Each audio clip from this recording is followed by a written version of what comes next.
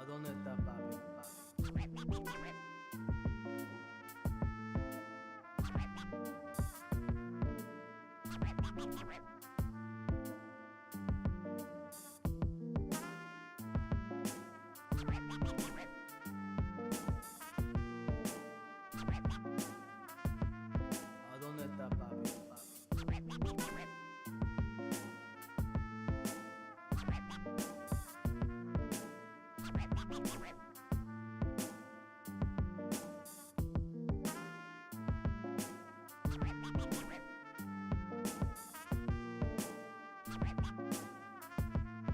¿A dónde está papi? ¿A dónde está papi?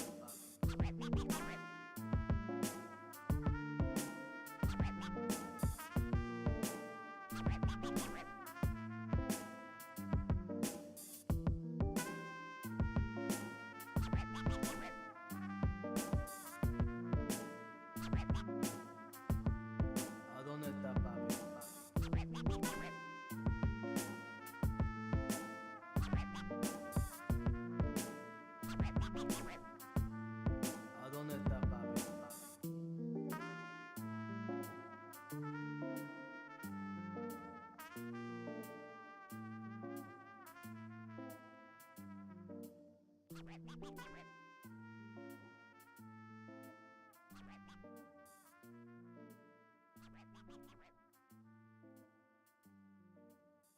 ¿A dónde está papi?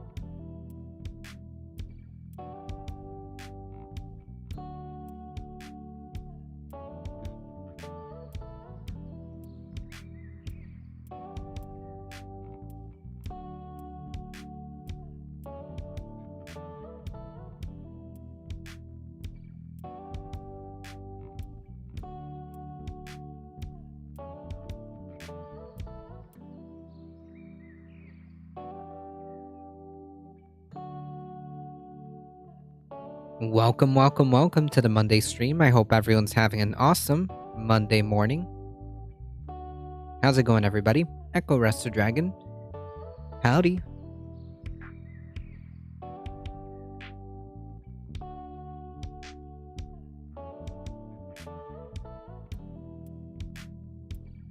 I hope you're feeling better. I am.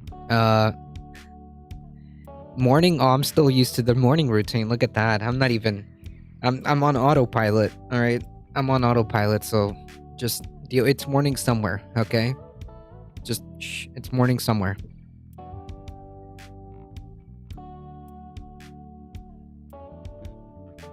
So for the folks that are tuning back as we get back into the swing of things, clearly I still think that I'm in the AM schedule, which I'm not. Good evening, everybody.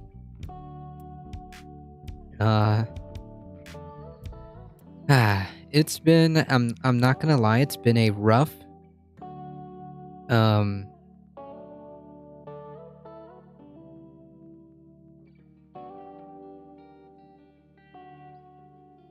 it's been a rough, like, I would say about 4 or 5 days at this point. For those of you that don't know, you should join the Discord. I have been incredibly ill for the last couple of days, I guess. Glad to see you, Naughty Grandma. And I took the test on Saturday is when I announced it. Yeah. Pretty sure it was Saturday. And it turns out that COVID finally found me. I was not looking for it. It found me. And it's been a rough couple of days.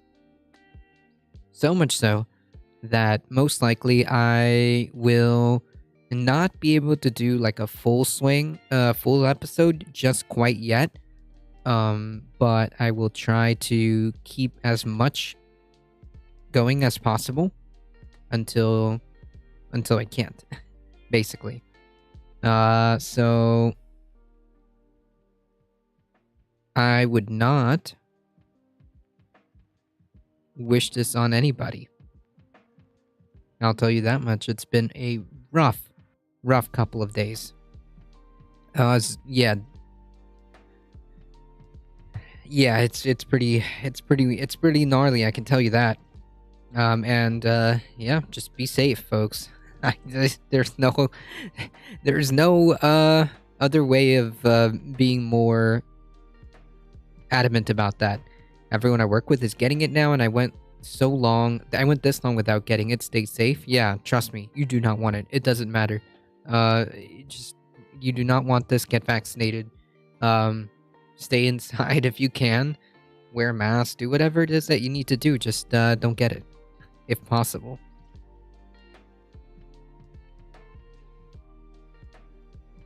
It is not a fun experience.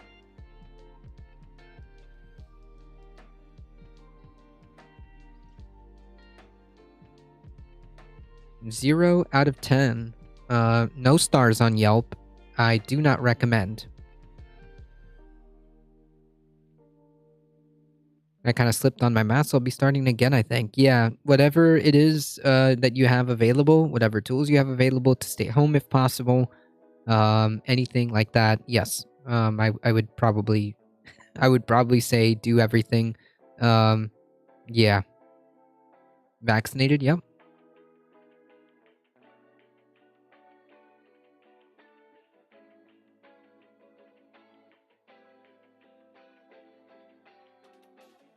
That I am.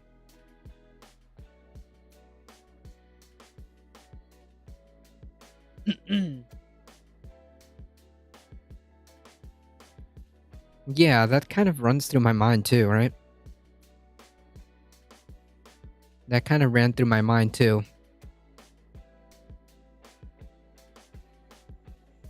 Scary. Scary. Not gonna lie. Imagine if I had not been.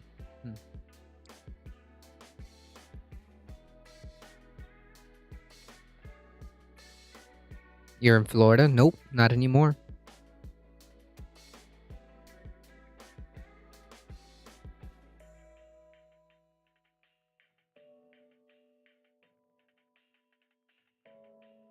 Hey, ADT, I didn't realize your new time. Poggers. Hey, how's it going, Abond?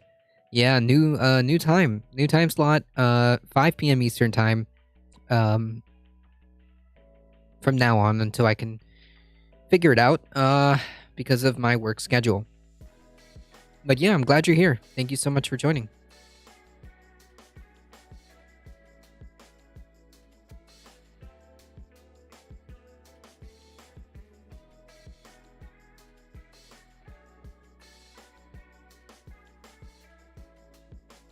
Yeah, I know 3 people who got COVID, but they're in medical fields medical field jobs who got COVID. Yeah, that makes sense. I mean, if you're in the medical field, it's almost like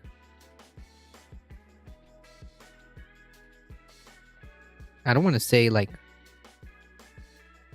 it's almost like 100%, but it is very it is almost unavoidable that if you're in the medical field that it's a very high possibility that you will get COVID. Yes, that makes sense. I'm at work now, but just wanted to check in and say hello. Well, I'm glad, Redmond Berry. Appreciate that. Hello, hello. My mom and stepdad just had it. Yikes. Yeah. It turns out, and this is true, the pandemic is not over, folks. Abon resubscribing with a tier 1 sub. Been subscribed for 2 months. Thank you so much. Starting it off, kicking things off hot. Thank you. I appreciate that.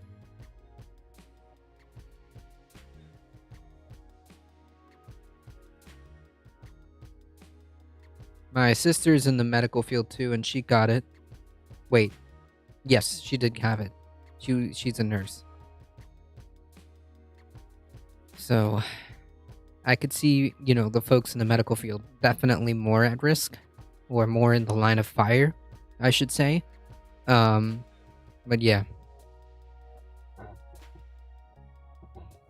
Been working non-clinical since it started. Hadn't gotten to me yet, but I'm a bit paranoid. I never stop wearing the mask. It's a part of me now. Yeah, I mean, hey. Maybe, call it paranoia if you want, but hey. You haven't gotten it, so I would say it's working. I would say it's working.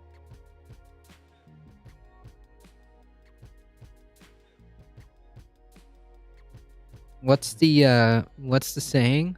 You can't knock it you can't knock it if it works. I mean, you haven't gotten it. COVID is endemic now. The US will be dealing with COVID and the variants for many years to come. Yeah. I suspect that's exactly the case, Wolfglen.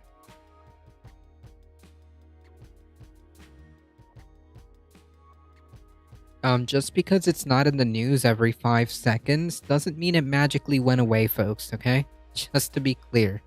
Yeah, it's very much real.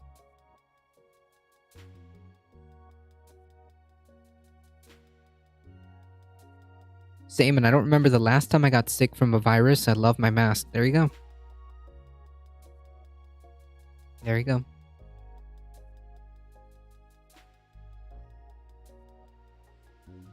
So today, in an effort to kind of just ease my way back into things, I'm going to take it nice and slow.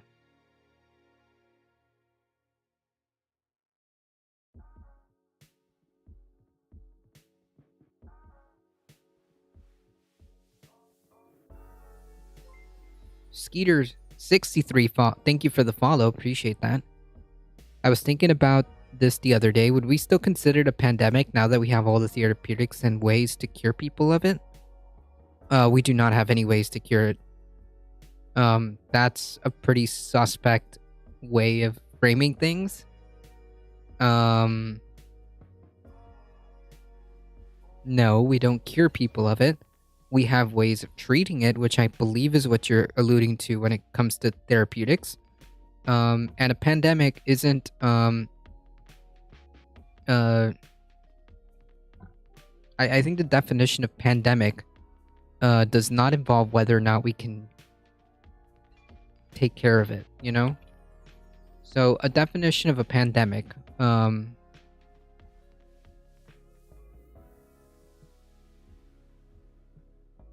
is a disease prevalent over a country or of the world, right?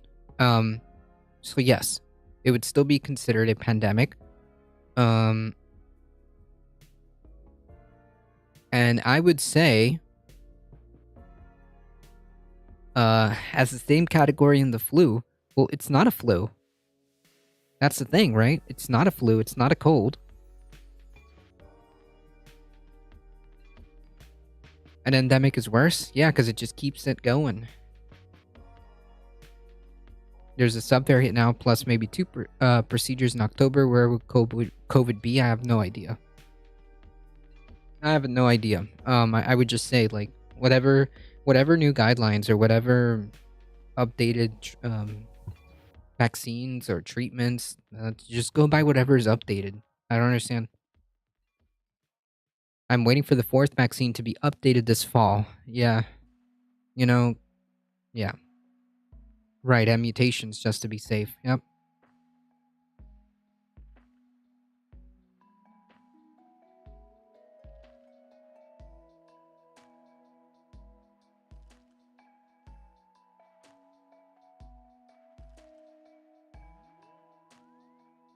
COVID was in animals. Yeah, there's different. Yeah, was in animals in 60s, but not infectious until 2020. Yep. Thanks, anti-vaxxers. Just gonna keep mutating and has kept mutating. Yep. That's true. That's true.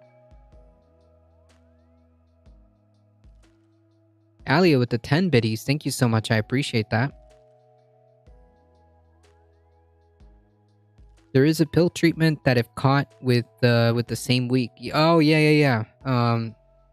That's kind of new, isn't it? I think it was Pfizer who made it.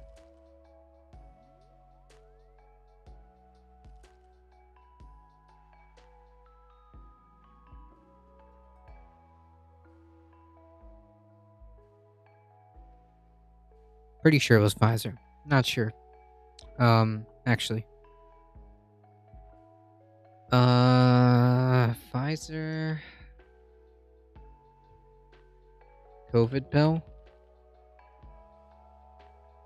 Oh yeah, there you go. Yeah, it's Pfizer.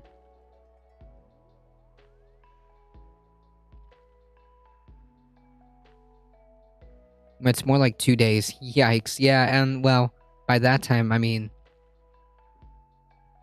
Samdam, hello. Howdy.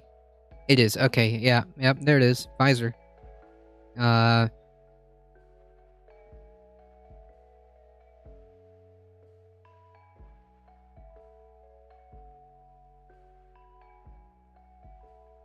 I didn't even know after it was like... Maybe...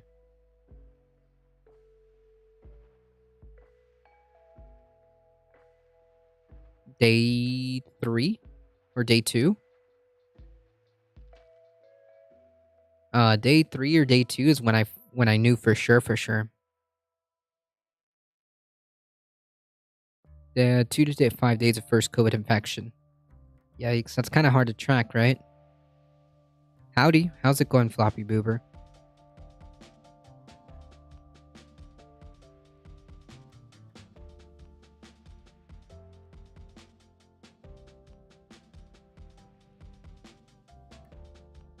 Folks, a couple of announcements. If you have a moment, don't forget to follow us and join us on the YouTubes. Hit the big red subscribe button.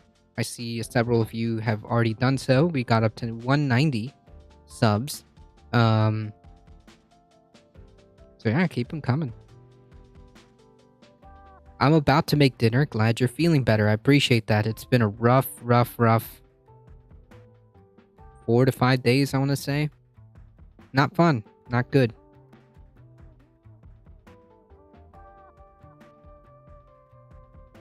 Good evenings, fine sir, from a very warm and heating up London.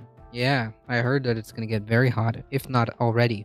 I've been out of it for a few days because of COVID, but yeah, I saw that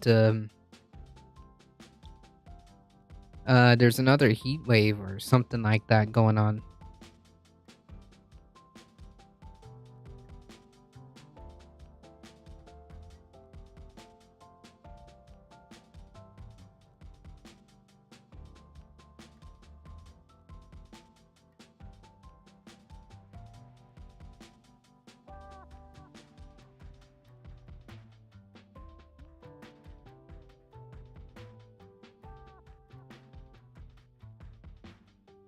All right.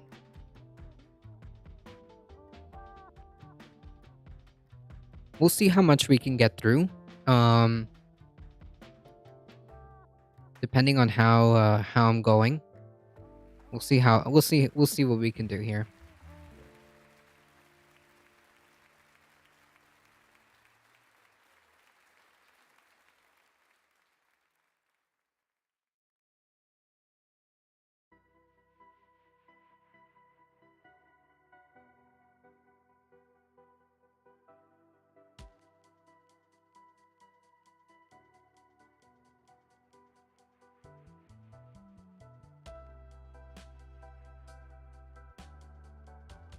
Could be 104 degrees Fahrenheit over the coming weekend. Yeah, I believe it.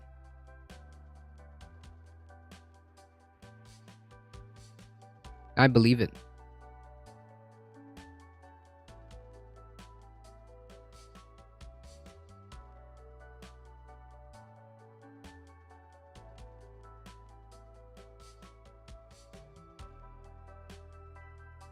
Alright, folks, let's head on over.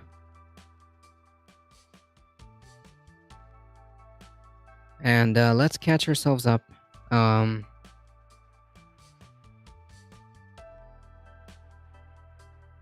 some climate news. Beneficial is choosing plant-based meats and dairies over animal products. How beneficial is choosing plant-based meats and dairies over animal products? And what does the EU consider to be a sustainable aviation fuel? Welcome to the Climate Recap from the Beckosphere Climate Corner, your go-to place for international and US-based climate news. I'm Becky Hogue, a science writer. Today is Monday. Yeah, Representative Katie Porter got COVID too. Yeah, well, we're in the... I mean, it hasn't stopped, folks. Yeah, it's very much still a real thing. It's very much still a real thing. Monday, July 11th. Let's jump right into the news you need to start your day.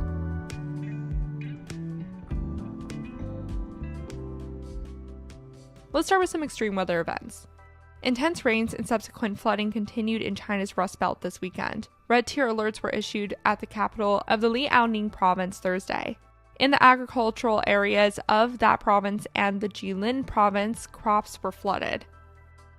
In Europe, Portugal hit 109 degrees Fahrenheit or 43 degrees Celsius this weekend, as heat and drought continue to grip the country. A third of the country is at high risk of forest fires, so officials are on high alert. Meanwhile, the UK is expected to see a heat wave this week and next weekend as temperatures there will hit the mid-90s Fahrenheit or mid-30s Celsius. This is warmer than usual for this time of year, which could be because it's drier than usual. Southern and eastern England is on a level 2 heat alert. Jesus. Over in the US, California imposed more water restrictions Thursday, this time along the Sacramento River. It curtails about half of the existing water rights given to farmers in the Sacramento and San Joaquin watersheds. Wow. This is actually slightly less than the number of water rights curtailed last year. Many cities like San Francisco, Sacramento, and Redding have been told to stop diverting water as well. Let's check out some climate studies. June was the third hottest June on record despite the cooling effect of the La Niña, according to the Copernicus Climate Change Service. The first and second hottest Junes were 2019 and 2020. This was the second hottest June in Europe. Many parts of the world still saw records, such as parts of the southwest US, parts of Spain and France, and parts of China and Japan. A new report by the Boston Consulting Group, one of the world's largest consultancy firms, found that every dollar invested in plant-based meat and dairy options could result in 3 times more carbon emissions reduction compared to if that dollar was invested in green cement, 7 times compared to that investment in green buildings, and 11 times compared to that investment in zero-emissions cars. Wow. Granted, all of those industries could still use some investing in, but that just shows the environmental benefits of picking plant alternatives over animal-based ones. For example, beef produces 6 to 30 times more greenhouse gas emissions than tofu. The consultancy group also sees cell-based meats and fermented products jumping from representing 2% of the market now to 11% by 2035, which will further help reduce emissions. Meat and dairy production uses 83% of farmlands and causes 60% of agriculture-associated emissions, which is a lot considering it only provides 18% of our calories and 37% of our protein. A separate BCG report released last year expects Europe and North America's meat consumption to peak in 2025. Jeez. Overall, many scientists have concluded that reducing your meat and dairy intake might be the single biggest move you can make to reduce your environmental impact. That's true. As an individual choice, moving to a more plant-based diet is actually, unironically, a huge thing to do as a individual person.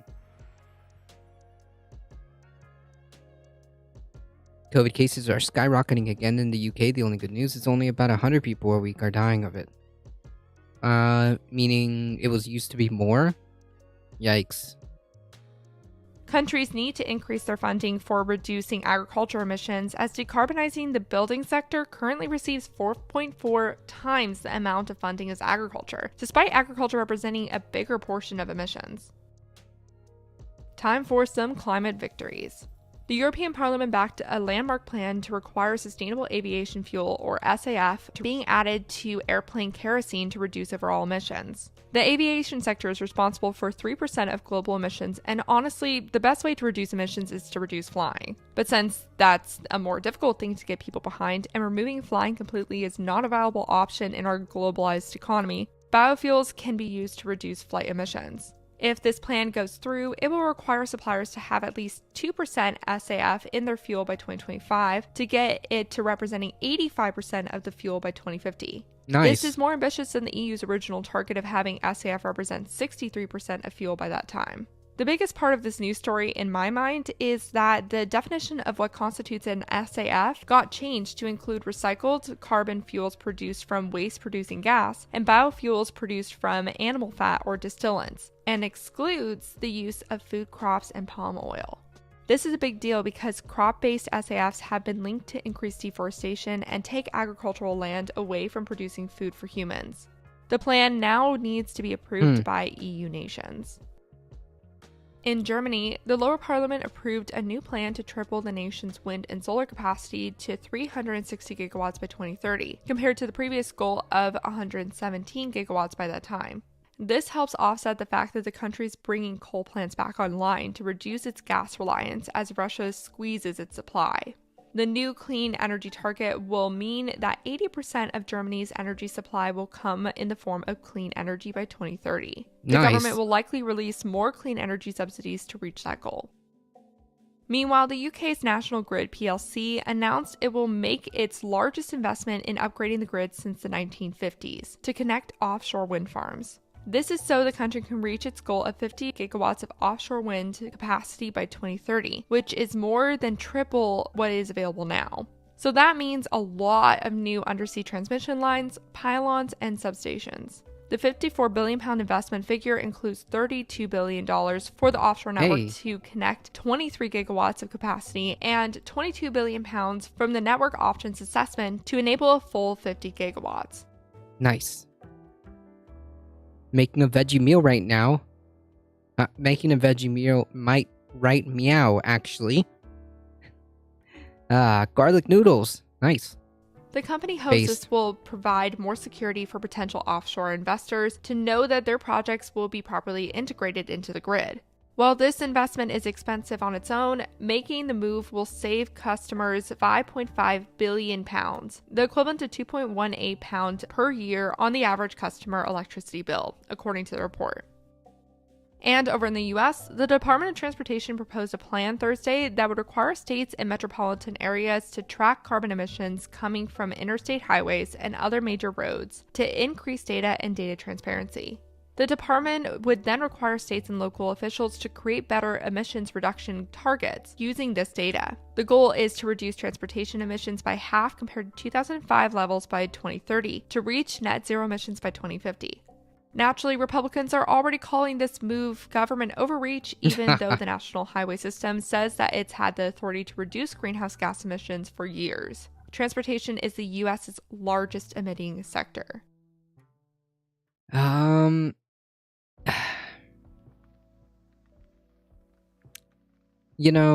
That kind of makes me ask questions as to what the ramifications of the recent Supreme Court ruling is going to cascade into. I wonder if that's going to have any effect on it. I wonder if, based on the logic that was implemented in the West Virginia versus EPA case, will it begin to cascade into other agencies, saying that, well, actually, Congress didn't really explicitly tell you, Department of Transportation, that your scope is limiting emissions, so I guess you can't do that. You need explicit dictation from Congress, or legislation, I should say. I don't know how far that's going to cascade, but that just kind of brings me to that thought in my head. Now for some climate fails. The oil and gas policy tracker Reclaim Finance arm revealed that only 13 out of 369 financial institutions around the world have placed restrictions on oil and gas funding. That means 96% of the financial sector is slacking on this. 158 financial groups committed to carbon neutrality in their investment portfolios by 2050 by joining the Glasgow Finance Alliance for Net Zero last November during the UN conference COP26. However, more than 2/3 of these companies have yet to adopt any concrete policies towards this end. According to the 2022 report Banking on Climate Chaos, the top 60 financial groups have funneled $4.6 trillion into fossil fuel companies since the Paris Agreement was signed in 2016. The 4 top U.S. companies, JP Morgan Chase, Citi, Wells Fargo, and Bank of America, are responsible for a quarter of that money. One of the top 50 financial companies that did stick to its word is the French bank La Banque Postale, which last year immediately suspended financial services for all companies with oil and gas expansion plans and committed to dropping the oil and gas sector from its portfolios entirely by 2030. In Europe, tens of thousands of Dutch farmers have protested the Netherlands' proposed nitrous oxide and ammonia emissions reductions over a week now. The government wants to reduce these emissions by half by 2030, and that means that 30% of livestock farmers will likely have to shut down their businesses. Nitrous oxide is the 3rd most prevalent greenhouse gas after carbon dioxide and methane, and ammonia is bad for human health and the environment. Scientists have seen a drop in biodiversity because there are too many of these chemicals in the environment. Both of them can be reduced by switching to more sustainable agriculture practices and reducing livestock ranching in general. The farmers say their perspective hasn't been taken into account in this decision-making, even though the government has allocated over 25 billion euros to help farmers switch to sustainable practices, shorten supply chains, forgive loan debt, and, as a last-ditch effort, buy land from farmers for conservation. Protesting farmers blocked the Groningen airport and a highway entry with their tractors. Police fired warning shots and arrested several protesters. The farmers have also disrupted several food distribution centers in the country. The Dutch Prime Minister ruled out negotiating with these protesting farmers after they became violent outside the environmental minister's personal home. And over to South America, where Brazil's President Bolsonaro has allowed private landowners to seize more than 620,000 acres or 250,000 hectares of indigenous land from April 2020 to now. Most of that private land ends up being deforested and used for ranching. This is due to a rule Bolsonaro made in 2020 called Normative Instruction 9, which allows large landowners to obtain federal property certificates for areas in any indigenous territory that has not been officially recognized or demarcated. This has impacted 49 indigenous nations. Over half of the stolen land is in the state of Maranhão, where the Porqueños indigenous nation has been fighting for recognition since 2009. Okay, Yikes. let's finish off today's episode with an update on what the US's Environmental Protection Agency, or EPA, is thinking after the disappointing West Virginia v. EPA Supreme Court verdict. If you don't know what I'm talking about, I recently did a video on the Beckosphere YouTube channel about that case, so go check it out. I'll leave a link in the description below. So now the agency is getting creative. It thinks it can still achieve a 40% greenhouse gas emissions reduction by the end of this decade by regulating mercury, acid gases, and particulate matter from power plants. This will indirectly force the plants to reduce emissions or change how they create energy. I'll keep you posted on how this goes. Well, we'll see. And that was your climate news for Monday, July 11th. If you like the work I do, please Waste. follow this podcast, give it a 5-star rating, leave 73. Nice. You get some of those sub numbers up, yeah? The future food, fuel, and water riots. Yeah, well.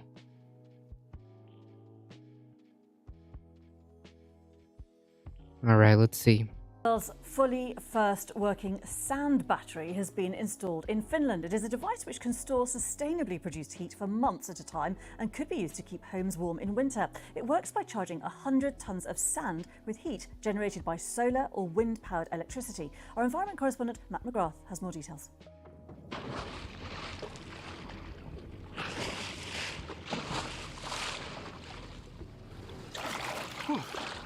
I'm here in the municipal swimming pool in Kankaanpää in western Finland.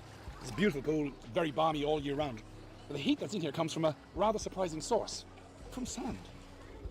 The sand in question sits inside this silo in a power plant on the edge of this small Finnish town. It's the first commercial installation of a potentially important technology that works in a surprisingly simple way. We are heating the sand battery with clean electricity and then storing the heat there and taking up for usage later on. Transfer that to time that it's more useful. Electricity from wind or solar power is converted into heat, which warms the sand up to around 500 degrees Celsius. Wow. Crucially, the sand can keep this heat without loss, potentially for months. Here in Kankaanpää, the heat in the sand battery is then used to help power the district heating system, keeping homes, offices, and indeed swimming pools warm all year round. Wow. Heat is the biggest end use for energy all over the world. It's also critically important for survival in a country like Finland, where the winter is long, cold, and dark. And the recent move by Russia to cut off supplies of gas and electricity in response to Finland joining NATO has caused concern. So ideas like the sand storage battery, which began life at this former pulp mill in the city of Tampere, have been backed enthusiastically by local government. The power demand is so high. It can be really expensive to provide that power in the middle of the winter. If we have some stations that are just there for a few weeks, few hours in the wintertime when it's the coldest, it's going to be extremely expensive. If we have this sort of solutions that provide flexibility for the storage of heat, that would help a lot in there. As the world has shifted to green energy, there's been a huge focus in recent years on developing ways of storing that power for the days when the sun doesn't show and the wind doesn't blow.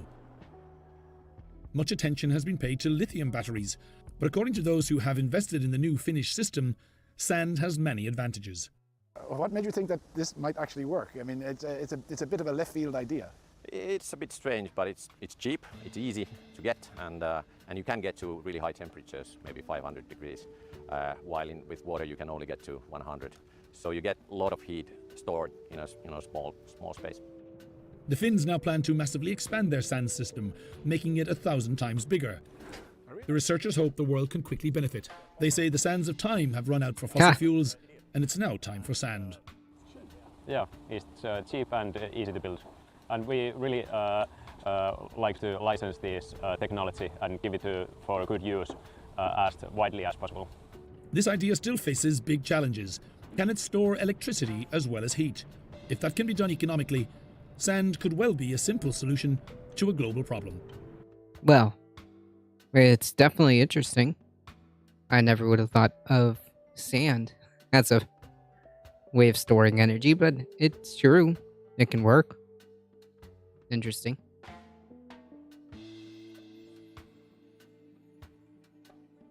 Very, very interesting.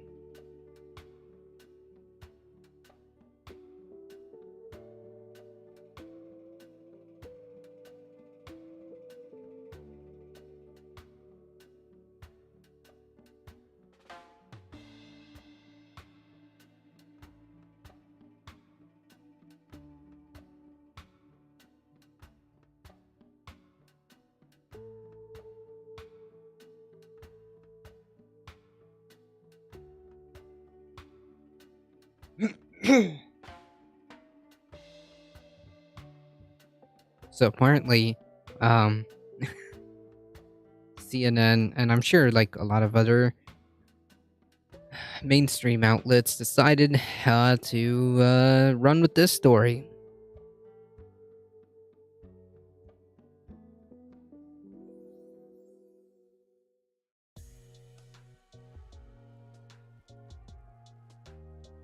It can be used alongside liquid salt batteries and take away the waste heat. Nice. Yep, all it tells me is that we definitely have the ability, we definitely have the technologies to make these transitions to more renewable and sustainable methods. It's just a matter of whether or not we have the political will to deploy these things at a wide scale as quickly as possible.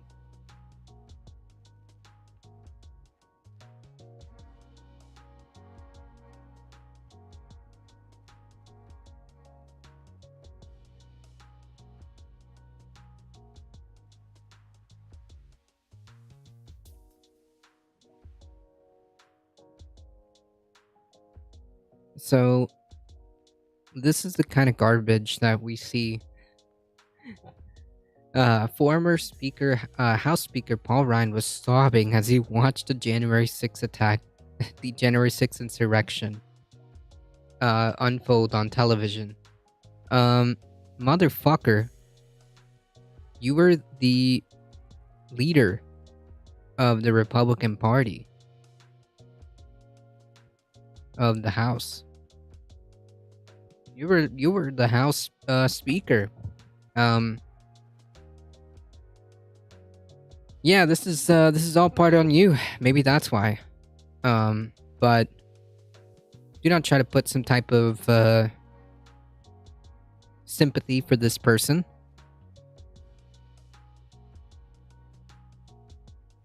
There's no reason to feel sympathy. Only anger at this person.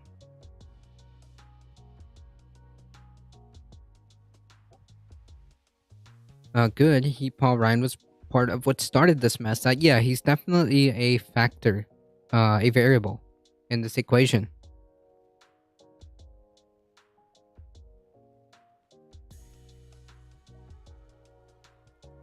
He was definitely a variable in this equation.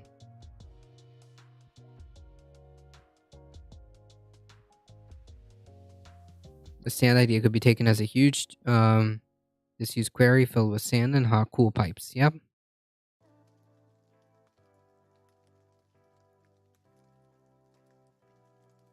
Ryan realized he was in Goodfellas. Ah, yeah, right. No.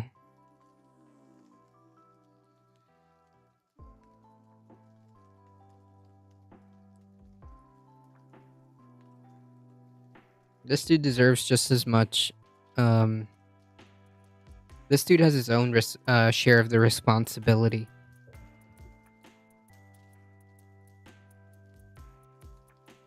No reason to sympathize with this person. What's the saying? You made your bed, now lie in it, kind of deal.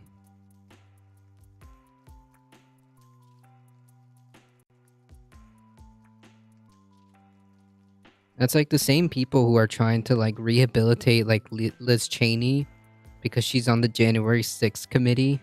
Like, no. No. You're just as garbage as the rest of the Republican Party. Okay?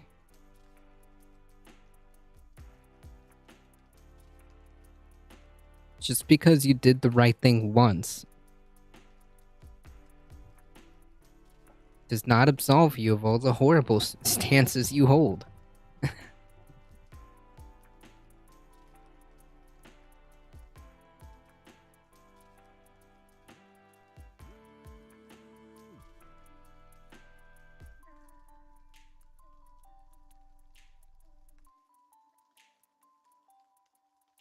Make no mistake.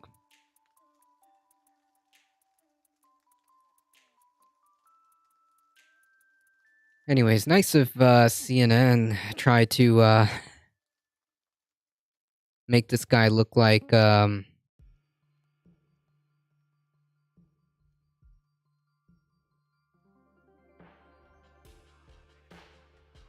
right, no cookies.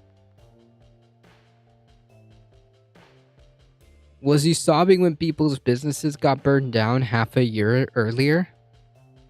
What? Is this a reference to BLM?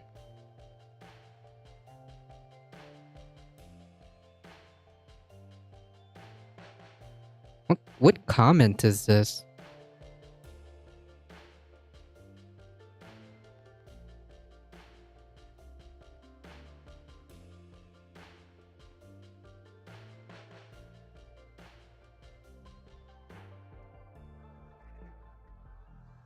No cookies. Yes, and she's the only current Republican running for the seat that admits Trump lost the election. Yeah. It's like, okay. I mean, yeah. The sky's blue. Thanks for pointing out that fact. You're still a garbage person. So, yeah.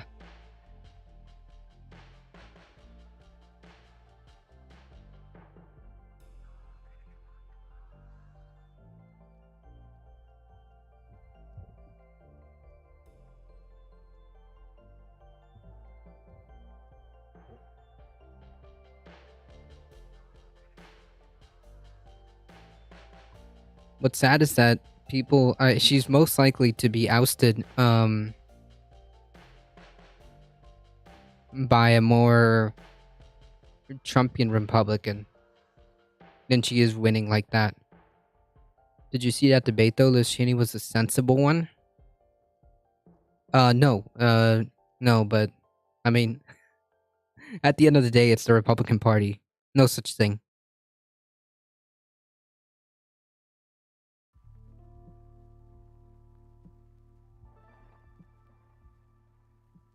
No such thing. I just saw clips of it.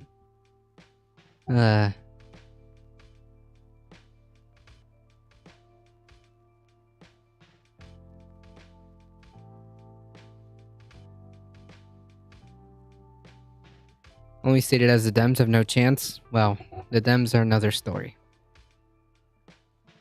The Dems are another story.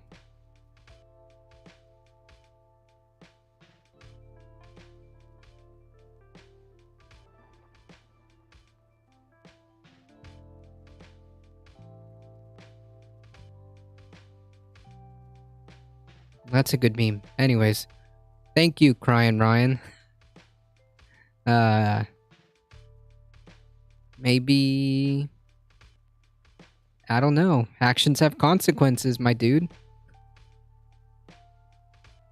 No chance in the States, 70% Republican. Jesus.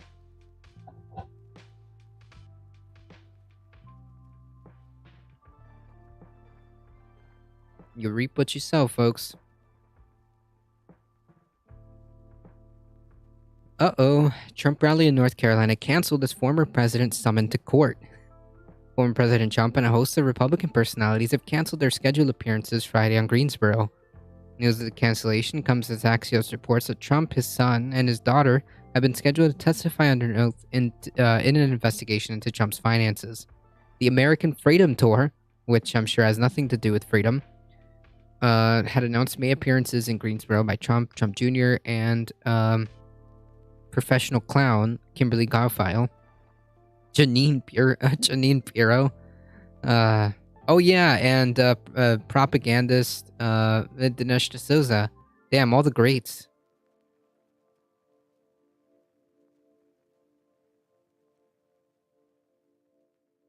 All the greats. If Dems and independents work together, Republicans won't work. Well, yeah, I mean, yeah, you need a swath of the independent population, I think, to win. Isn't this the one that people had to pay for? I think they all have to pay for all these rallies, right? They're not free. Ah, you thought Daddy Trump wasn't gonna fleece you? Yeah, right. I thought all the rallies were paid. I sat and watched the entire rally and storming of the Capitol. Was very near to tears as I could not stop it.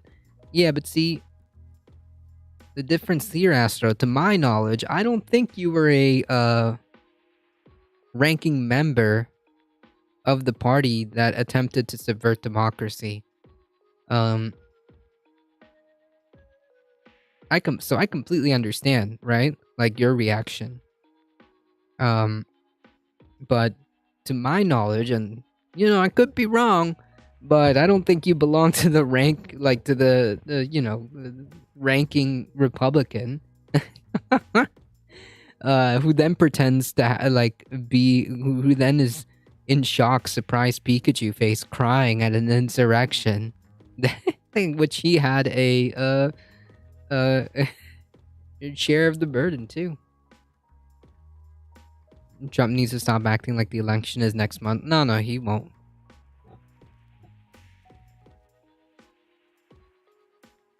Sure, I am in London. There you go.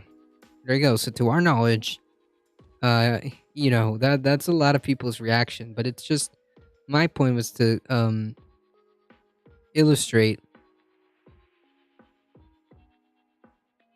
the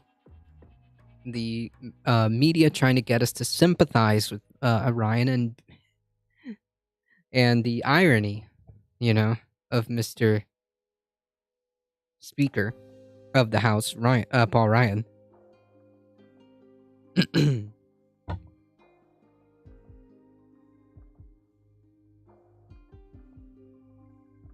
The American Freedom Tour did not publicize that event would no longer take place Friday, but quietly removed its website. Quietly removed it from its website. The tickets. Oh, I think this is it. Echo Wrestle Dragon tickets for the event initially sold from $9 to $3,955. Well, let's see if those poor folks got their money back. Who knows?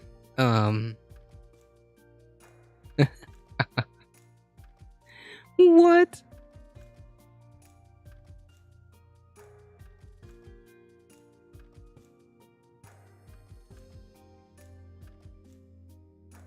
Ryan lost speakership and did not run for it in 2018. Yes, that's true. Well, unfortunately, Alio, they're all Trump Republicans. They're all MAGA Republicans. Like, for all intents and purposes, there's no meaningful difference policy-wise. Like, when it comes to specifically, like, the rank and file members of the House and Senate, there's no difference between MAGA Republicans or whatever. They're all the same. They're literally the same.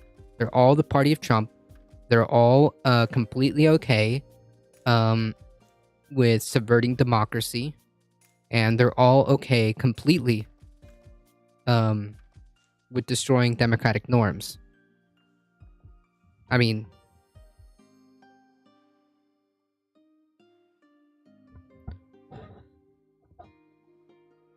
I wonder what the demographic that can afford that much money. Makes you think, huh? 4,000 can get you a meet and greet? Yeah, probably. But unfortunately, you're not getting any refunds, buddies. Nope.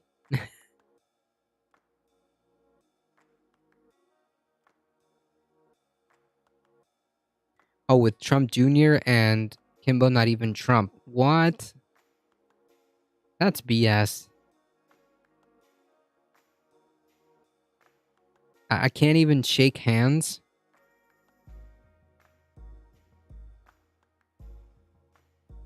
With the Orange Man himself for $4,000?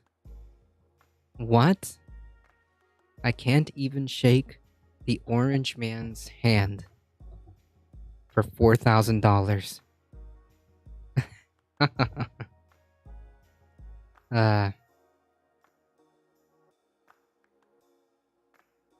Oh, you're on the website? No COVID-19? Wait, what?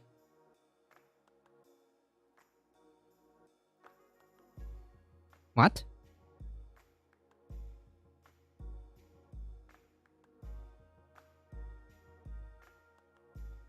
I'm on the website. It's hilarious. Yeah. We are... Oh, yeah, that's right. Sorry. You're right. I may have to wait another, 10 days? Just to be sure. I gotta wait another 10 days. Then I'm allowed to do the meet and greets. I'm on the website. It gives that gives what you get for each level. Jesus. We're very sorry that due to unforeseen circumstances, we're rescheduling the American Freedom Tour stop in Greensboro. Your ticket may be used at any American Freedom Tour event in America. The only event currently scheduled is in August in Milwaukee. Oh, man.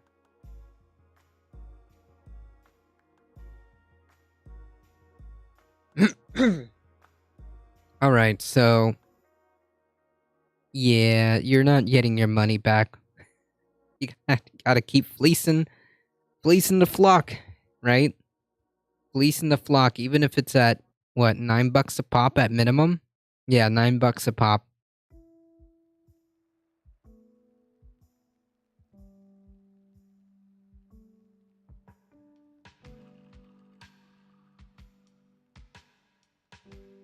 The Johnson mini chump has been kicked out by the UK, but sadly his replacement's going to be far more right than him. Jesus.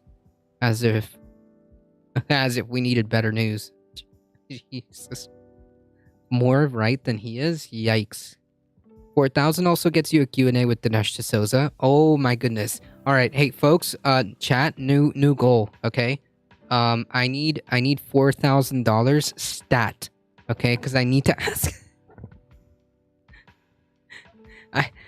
I desperately need to ask Dinesh D'Souza this $4,000 question, okay?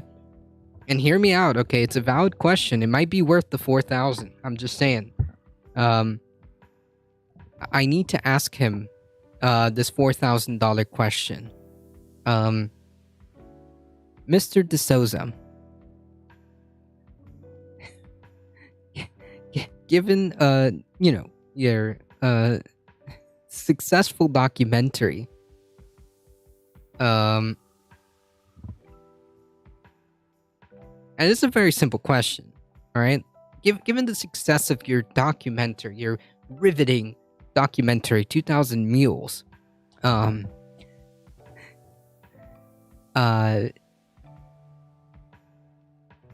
why hasn't anybody taken your case, Mr. D'Souza? I mean, clearly, if you have all this evidence, and clearly, you think you have all this, hard, indisputable evidence, then why aren't you presenting this, why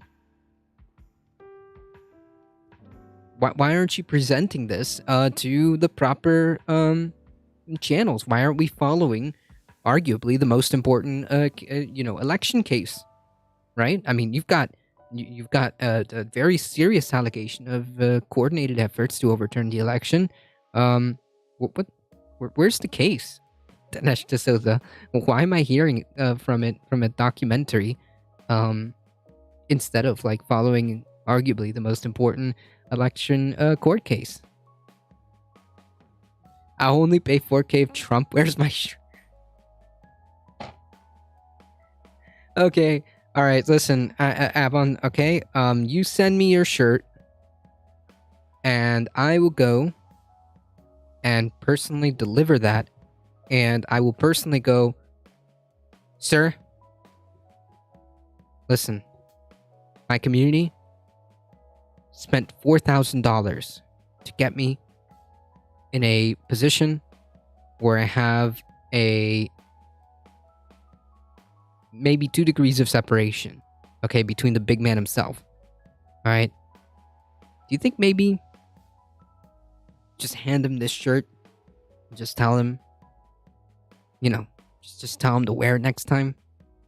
Okay, next time there's a public rally, just do that favor for me, okay?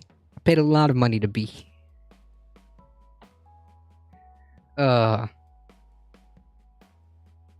Now all those queues are coming to Wisconsin. Maybe. How's it going, Dan Anonymous? What kind of food am I gonna get for $4,000? It's gonna be fast food? Probably. The rest are going in Trump's pocket or something. Listen, you get a McDonald's hamburger and that's it. That's all you get. And you can only order from the dollar menu. His answers will be biased media, the deep state, and corrupt state legislators. Sure. That's the classic. The classics.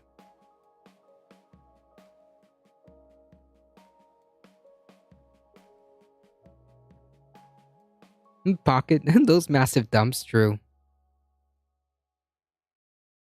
My Q&A breakfast, yeah, exactly.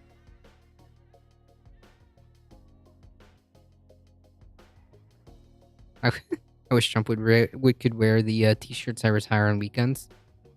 Did Trump do his rally in Alaska? Yes.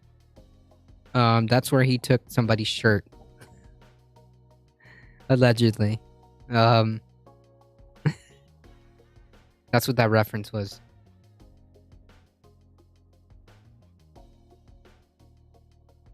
The email says that phone calls would be placed to those registered to attend the Greensboro event to provide more detailed information and answer further questions. A second email would go out once the event is rescheduled. Oh man, they're gonna do everything they can to avoid refunds, right? Gotta fleece the flock, folks.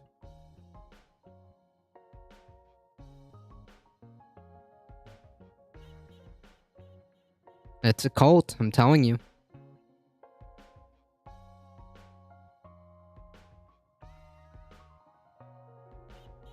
Not even a fun cult either.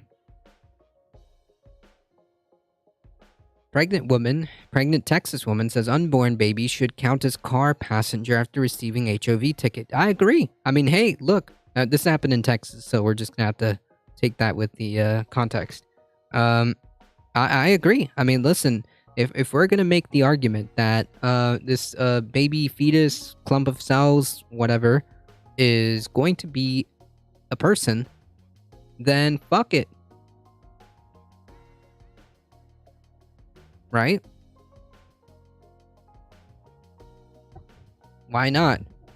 Why is this person getting a ticket when clearly, obviously, definitionally, there's two people, according to Texas, in that vehicle, which would satisfy the HOV requirements.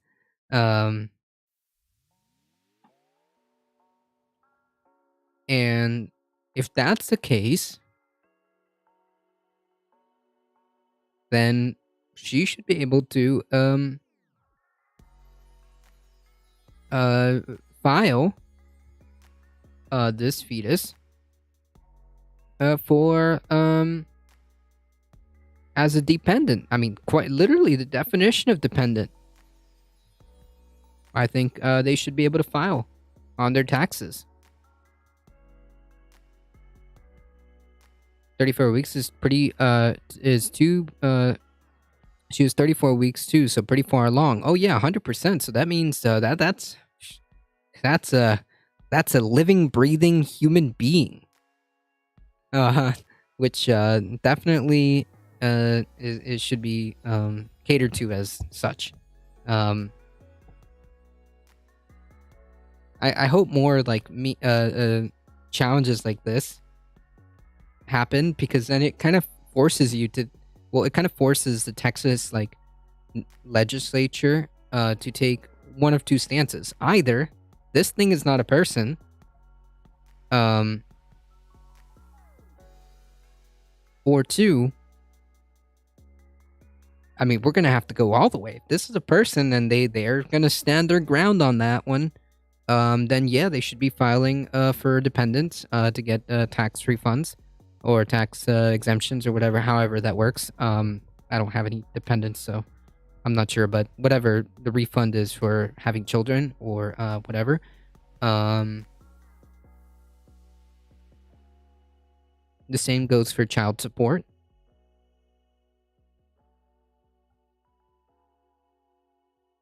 I mean, clearly that's a person.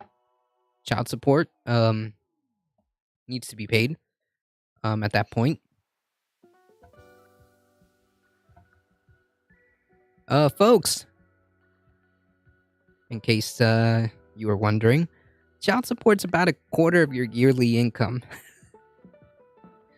So, yeah.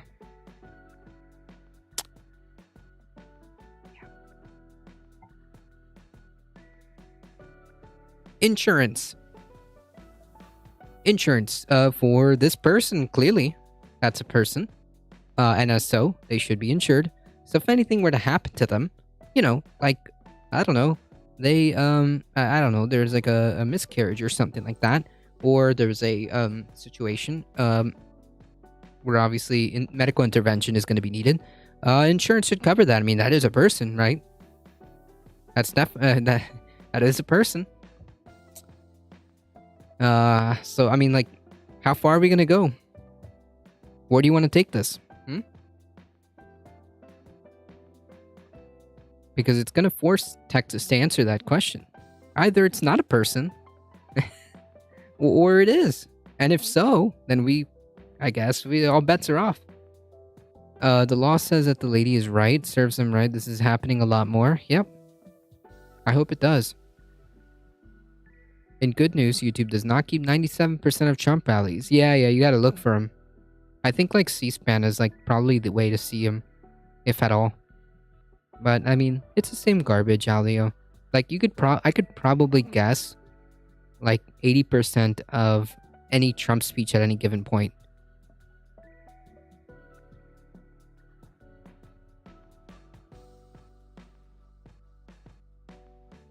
Like, he has a very limited, like, dialogue tree, to say the least. 6 weeks, that's right. As soon as it's 6 weeks, Texas has determined that it's just magically out of nowhere, poof, person. So, it should be considered as such. I know Trump rallies are the same. Yeah, it's literally the same thing on repeat. Yeah, about the election, about the country's existential crisis that is being caused by the socialist Democrats. Socialist Green New Deal policies are killing the country. We got no energy. I don't know. It's the same story. I'm literally I can rehearse to you the same talking points. But yeah. Brandy Batone was pulled over and after she drove in a HOV lane or high occupancy vehicle land. Batone was stopped by the Dallas County Sheriff's Department, which was looking for drivers violating the HOV lane rules. HOV lane requires drivers to have at least one passenger when they use the lane. When a sheriff deputy told Batone about the rule, she said she did in fact have a second occupant, her unborn baby. That's right. It's a person. She's 34 weeks in. That's past 6 weeks, so yeah. I pointed to my stomach and said, my baby girl's right here. She's a person. The officer responded, the rule applies to two people outside of the body. Oh, okay. Yeah, that's not really specified, was it, in the rule? It said passenger. Okay. Batone, who was 34 weeks pregnant at the time, told officers that with the overturning of Roe v. Wade, her unborn child was now recognized as a living person. Yeah. I said, well, I'm not trying to throw a political mix, but with everything going on, this counts as a baby. Yeah, true. I mean, if we want to play this game. Batone told the Morning News that the officer told her he didn't want to deal with this, and instead that the law for HOV requires there be two persons outside the body. Although the penal code in Texas recognizes a fetus as a person, it appears there's no language in this transportation code that recognizes a fetus as a person or passenger. Yeah, but I think that I think the law is that there has to be somebody else in the vehicle, right? There was somebody else in the vehicle.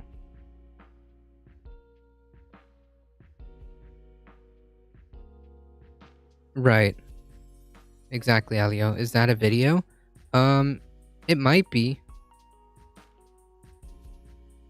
Welcome to Celebrity Game Face on E. Here we go. It doesn't matter if you're a huge star.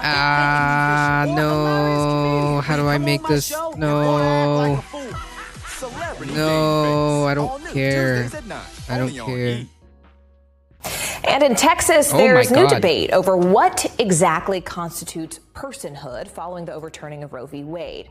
Brandy Batone Jesus, was my pulled ears. over just last month and given a ticket for driving in the HOV lane, which is designed for 2 or more passengers, because she was allegedly alone. Right, 2 or more passengers. It doesn't say that they had to be outside. But she argues that her unborn baby should count as a second passenger, citing the state's penal code that recognizes a fetus as a person. He starts peeking around. He's like, "Is it just you?" And I said, "No, there's 2 of us." And he's like, "Well, where's the other person?" And I went, "Right here." Right there. NBC News reporter Callan Rosenblatt joins us now with a closer look at the details of the story. I mean, this story has fascinated a lot of people. This woman's driving. We all know how the HOV lane works. Supposed to have a minimum of 2 people. When she says to the officers, "It's right here. I got a whole baby." What does the officer say to her? Well, the officer said to her, in her words, "I'm not dealing with this." Yeah, like, hey, listen, if you're a cop and your response is, "I'm not dealing with this," no. It is indeed, in fact, your job to quite actually, quote, deal with this, because you're supposed to be a law enforcement officer, right?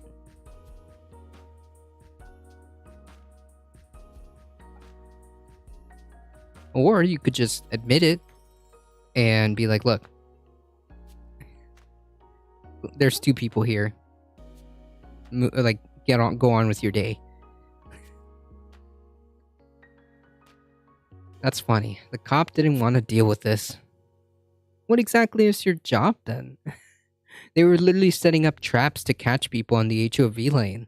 That is, in fact, your job, Mr. Road Pirate. I am not touching this. He said, when you're in an HOV lane, a carpool lane, you have to have a person outside of the body to count as a second person. But he basically told her, you got to talk to the courts about this. I can't help you, take this ticket, which is an over $200 ticket, and go argue it with the courts, which is now what she plans to do. But, in her words, the officer basically said, "I wash my hands of this. You got to deal with this elsewhere." Which is interesting because I heard the Transportation Authority was trying to essentially say it's about seats. You have to have 2 people in 2 different seats. Now, my family lives in Atlanta, and I know I've seen a lot of HOV lanes. Trust me, I've tried to use them, and I've never seen seats specified, but you do see people specified. Right. So Right. Exactly. That was my argument.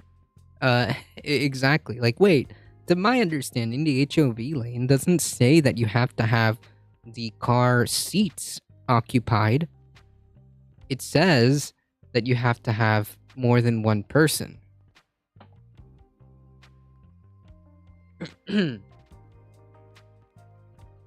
I think this lady's correct. it's an interesting, argument, rhetorical or otherwise. But what happens next in this case? I mean, what can she actually do? Well, legal experts are a little mixed about how the courts will handle this. She does say she plans to go to court. She plans to say, under Texas law, you recognize an unborn child as a person. Now, some legal experts have also specified that the penal code says that, but the transportation code does not, or doesn't specify. In which case, hello, that's kind of contradictory. That kind of matters. So she plans to take this to court. She plans to use that argument. And some legal experts have said, we're going to see arguments like this. It could set potentially a new precedent, but we'll see when she takes this ticket to court. I think that's hilarious. Yeah, it's the penal code says that a fetus is a person. But if your transportation code does not, so we're gonna have to reconcile. We're gonna have to square the circle, folks. Is it or is it not a person? Why is it a person in the eyes of, I don't know, part of the administrative state? And why is it a person in the other part? little contradictory over here. Speaking of that, I mean, I know that you're always in touch with all the social media, sort of even the feelings sometimes, the general sentiment that people express on Twitter, Instagram, Facebook, etc. What are people kind of saying about this case? Are they generally seeming like they're in support of her, or thinking this is, a silly argument? I've seen responses. I've even gotten emails about people on both sides of that argument. Some saying this is very silly. They don't agree with her. They don't think she's going to win this case. And others saying, what, if a government, the state government is going to legislate a woman's body, use this argument. It's a good. Yeah, I guess if we're gonna go down this route, then let's go down this route. Let's see how consistent and how feasible this logic is, right?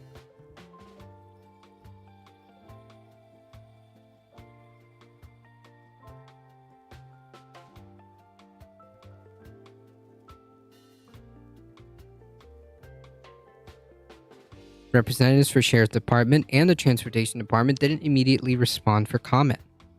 Deputies told Baton that if she fought the ticket, it would likely be dismissed. She plans to fight the 215 ticket with that argument that her in-utero baby should count as another occupant of her vehicle. Yep. Besides my blood boiling, how could this be fair? According to this new law, this is a life. Yeah, I know this may fall on deaf ears, but as a woman, this is shocking. That's funny.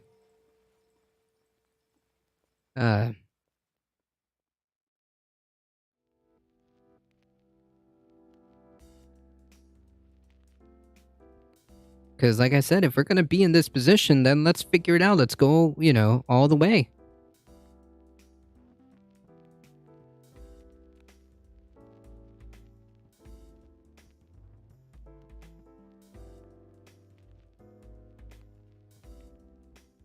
Probably the ticketing cop won't go to court that day, so she'll get off without any actually ruling. Aw, man. I mean, that is true.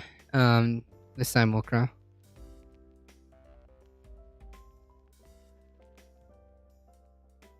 The simulacra? Wait, hold on. You told me how to pronounce this.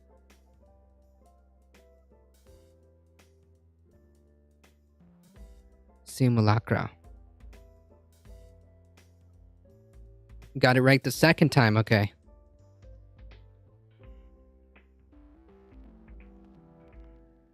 I'll get it, don't worry.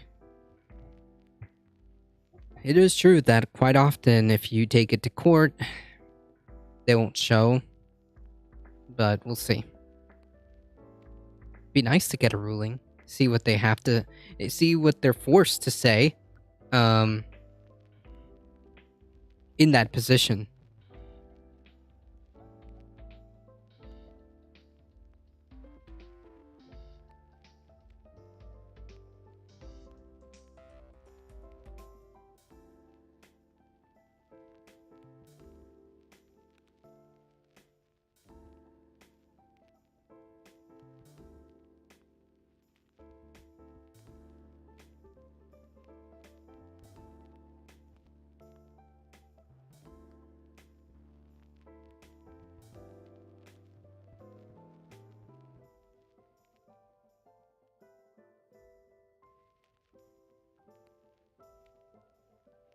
Anyways, good memes.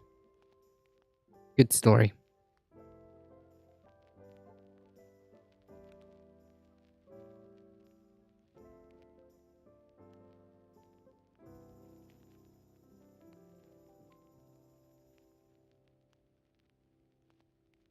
Arizona law makes it illegal to vote.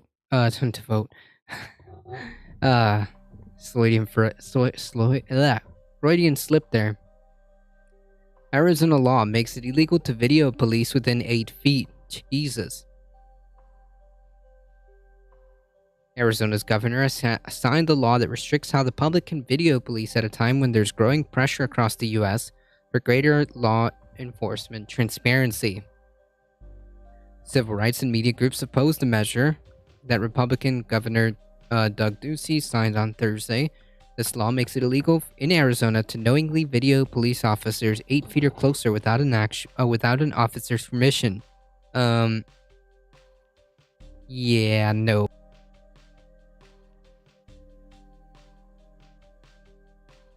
Nah. An officer acting in the capacity of an agent of the state.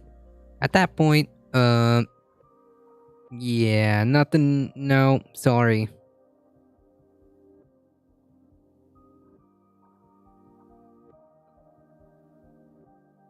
My phone has 100 times zoom, so what they're gonna do?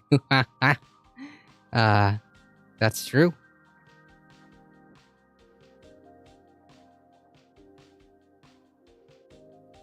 Someone on private property with the owner's consent can also be ordered to stop recording if a police officer finds they're interfering or if the area is not safe. The penalty is a misdemeanor that would likely incur a fine without jail time. Well,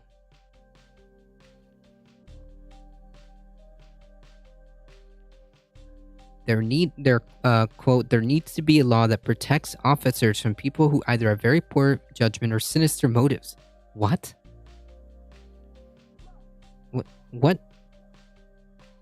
What poor judgment or sinister motive is there to filming the police? Okay?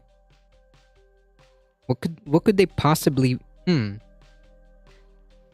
have a question. What could they possibly be so worried about that they would possibly pre-assume poor judgment or sinister motives? What could a police officer possibly be doing that would require a preemptive law under the presumption that some people have, quote, poor judgment or sinister motives? That's kind of weird.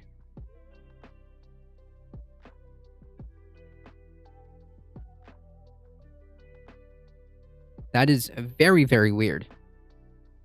I call it BS. They're scared. They're gonna get. Yeah. The poor judgment or sinister motive is that they get shown on social media, abusing people. Yeah, just trying to cover their ass for unjust violence. Yeah, which is kind of oof. That's kind of a red flag there. If you think that being filmed it falls under the category of either poor judgment. What do you mean poor judgment? What?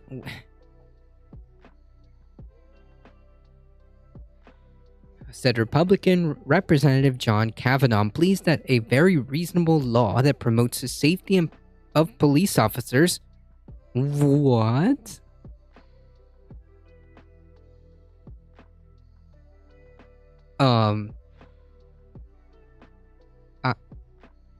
I have another question.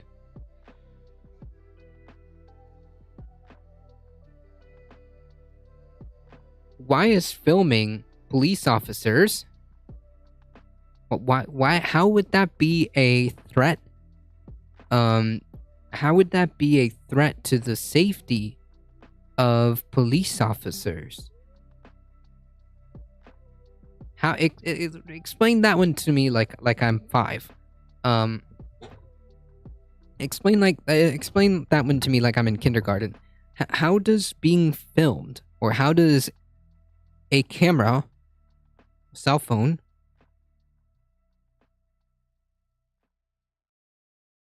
put in danger the safety of police officers?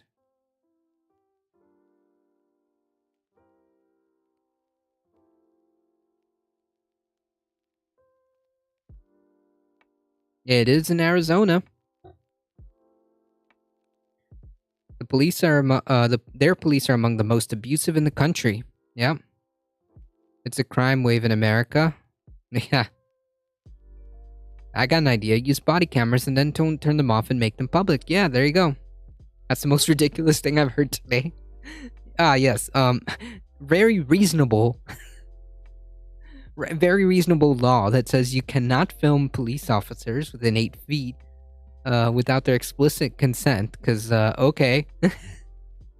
Yeah, no. They might break a fingernail.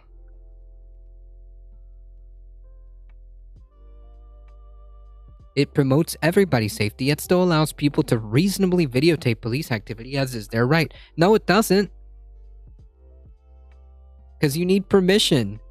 Either that, or have to be far away enough.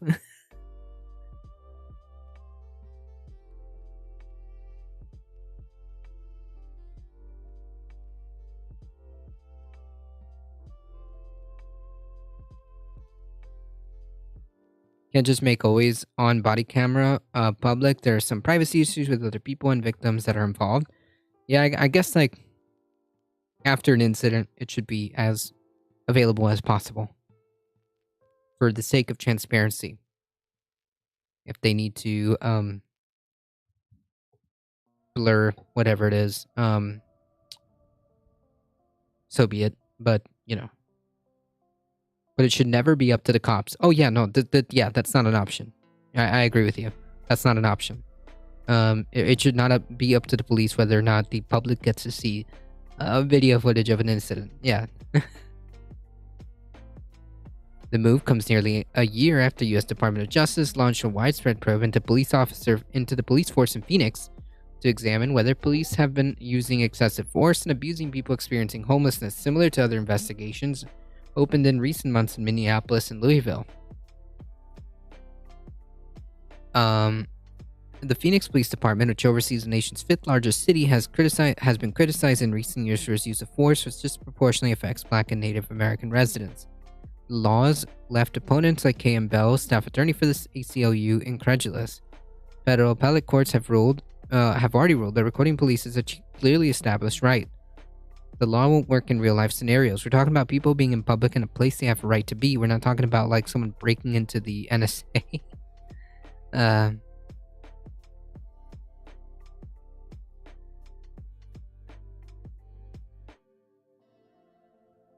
Kavanaugh was a police officer for 20 years, amended the legislation so it applies to certain types of police actions, including questioning of suspects, encounters involving mental or behavioral health issues. Okay, but that's where the most video evidence is needed. Law also makes exceptions for people who are the direct subject of police interaction. They can film as long as they're not being arrested or searched. Someone who's in the car. What? So all they can say is you're under arrest. What? Someone who is in the car, stopped by police, or is being questioned can also film the encounter. Those exceptions are based on inputs from all sorts of people, including the ACLU. Rumblings 2 years ago about anti-police groups who deliberately approach officers while filming inspired the draft legislation. Okay. The risk of an officer being injured or suspect escaping or ditching evidence. What?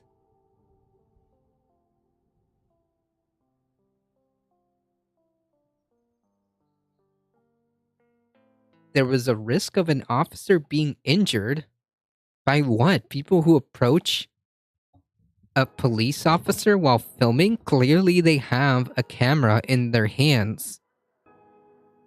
If something happens to that officer, the problem wasn't the filming. The problem was that if they use that as a pretext to like ambush somebody, ambush a police officer, then the problem would be that, right? Not the filming part. not the filming part.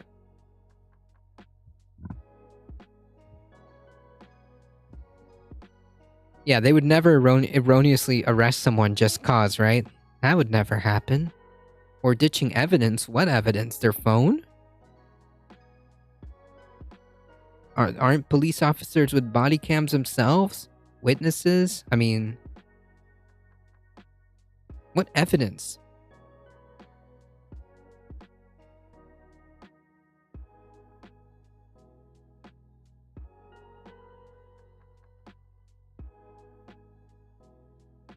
Like, what is this?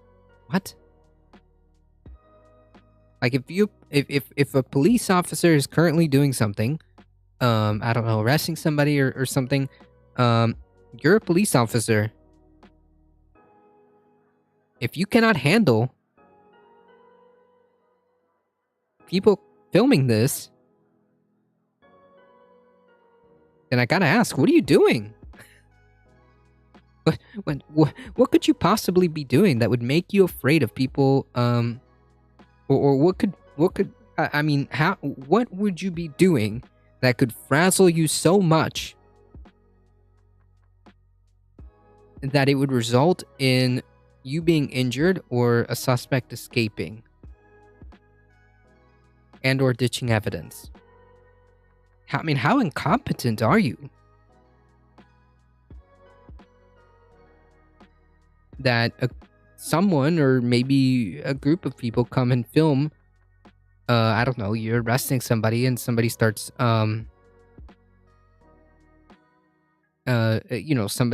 people start filming, and when what? You get so frazzled that the the suspect escapes? I mean, come on, it's kind of hard to believe, right? Right, it's a camera, but is it really a camera? I can see a copper beating me up, and then I gotta ask him, can I film you? Jesus. The Reverend Jared Malpin, a Phoenix activist, has represented victims of excessive force by police. Some of the cases received more publicity because video captured by bystanders was posted online. That's what they're afraid of.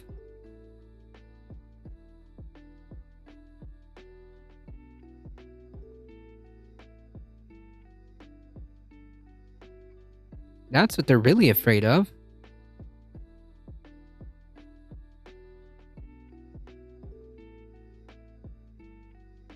These cops are tired of more eyes being on them.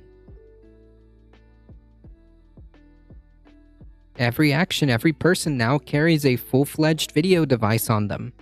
Every person now carries a full stream, like live, completely live on the ground streaming device that can capture these things, store them, upload them, and make them be seen by millions of people potentially. Right? Everyone carries that device. Mostly. And the cops are afraid of that. That's what this is. Maupin believes the law is a tactic to help police avoid responsibility. Yep. Proximity is not a luxury in terms of documenting the actions of officers who engage in acts of brutality. Sometimes victims and bystanders have no choice but to be within the proximity the bill now prohibits. Yep. Bell says that unlike other states, it might follow suit to limit police. Bell said it's unlikely that other states might follow suit to limit police recording directly given questions about constitutionality. But the new law does not make exceptions for the press. The media groups including the AP, said the measures raise serious constitutional issues. They signed onto a letter from the National Press Photographer Association, or NPPA, in opposition to this bill, setting a one-size-fits-all condition, like arbitrary distance of 8 feet for filming police, just doesn't work. It's also unclear if someone is breaking the law if an officer approaches them within a few feet. Right, like, so then what? Oh my goodness, left flank vets. Howdy, everybody. Welcome, welcome, welcome. All you fine 182 folks. Thank you so much. And now I see the whole thing come forward, right? How's it going? Punch Chunk Pulpit, I remember. Serious business. Is this me? I don't know. Jeremiah on Twitch. How's it going, Marcus?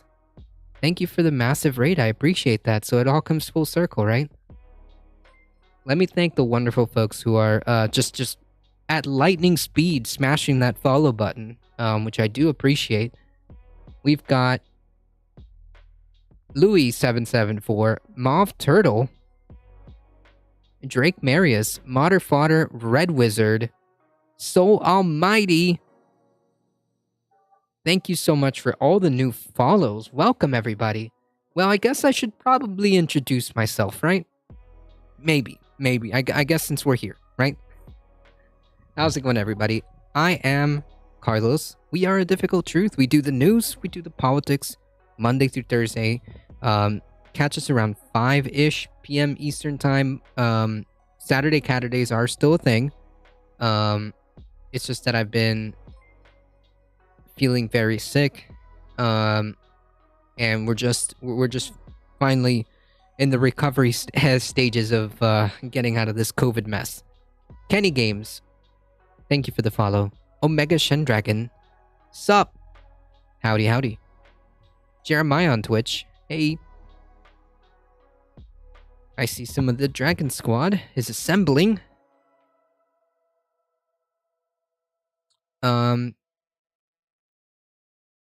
So yeah, if you haven't already, like all these wonderful folks that continue to hit the follow button, Onezo, Thank you so much. I appreciate that. Welcome.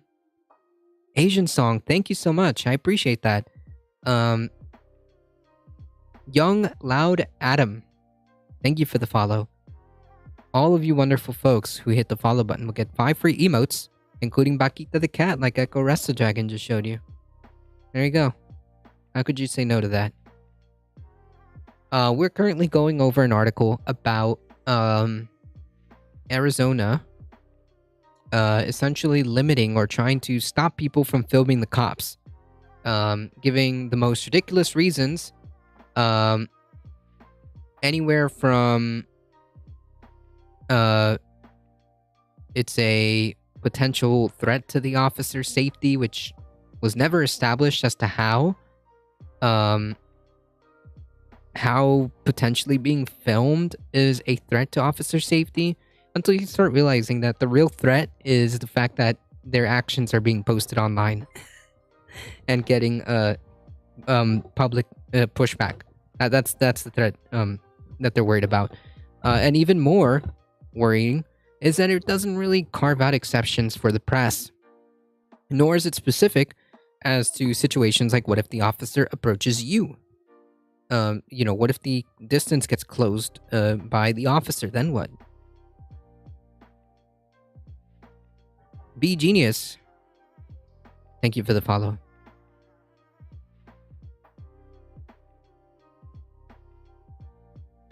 What happens when you're in situations like we saw during all protests, where you have multiple people with cameras? We're not just talking about journalists. And you've got multiple police officers. Is everybody going to be running around with a ruler? Yeah, you're going to have to run around now in Arizona with a large tape with 8 feet and just or just have a circle.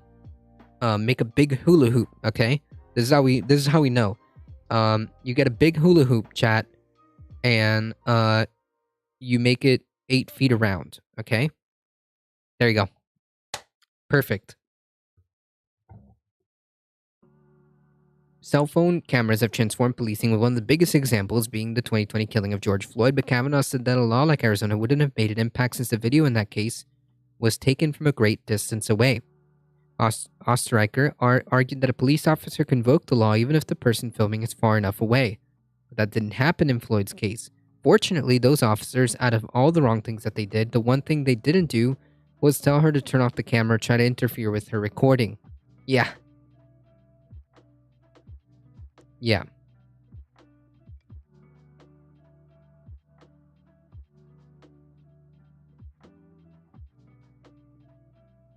Anyways, TLDR, this law is BS. This law is BS, and anytime you see a law like this, yeah, good luck enforcing it. Good luck enforcing it. Police should never be afraid of being recorded.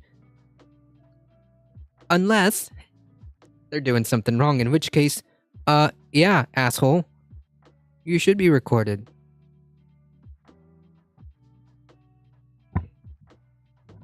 The only reason a police officer should be worried about being recorded is because they're doing something wrong.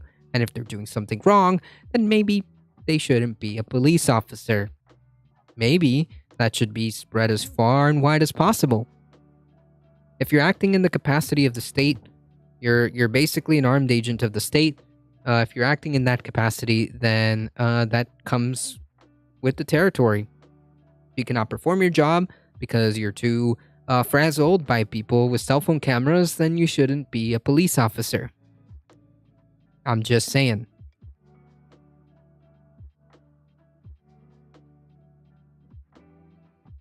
Right. Hey, yeah, where have we heard that one before? If you're, what is it? If you're not, if there's nothing wrong, why can't we search? Well, if there's nothing wrong going on here, why can't we film? What's good for the goose is good for the gander, right?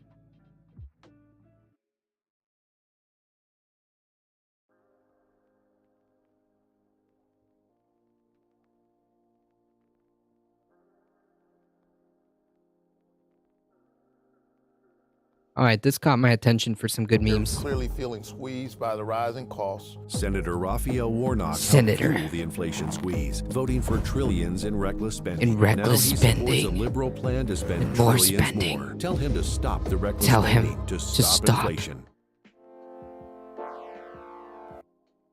That's not how I'm... Okay.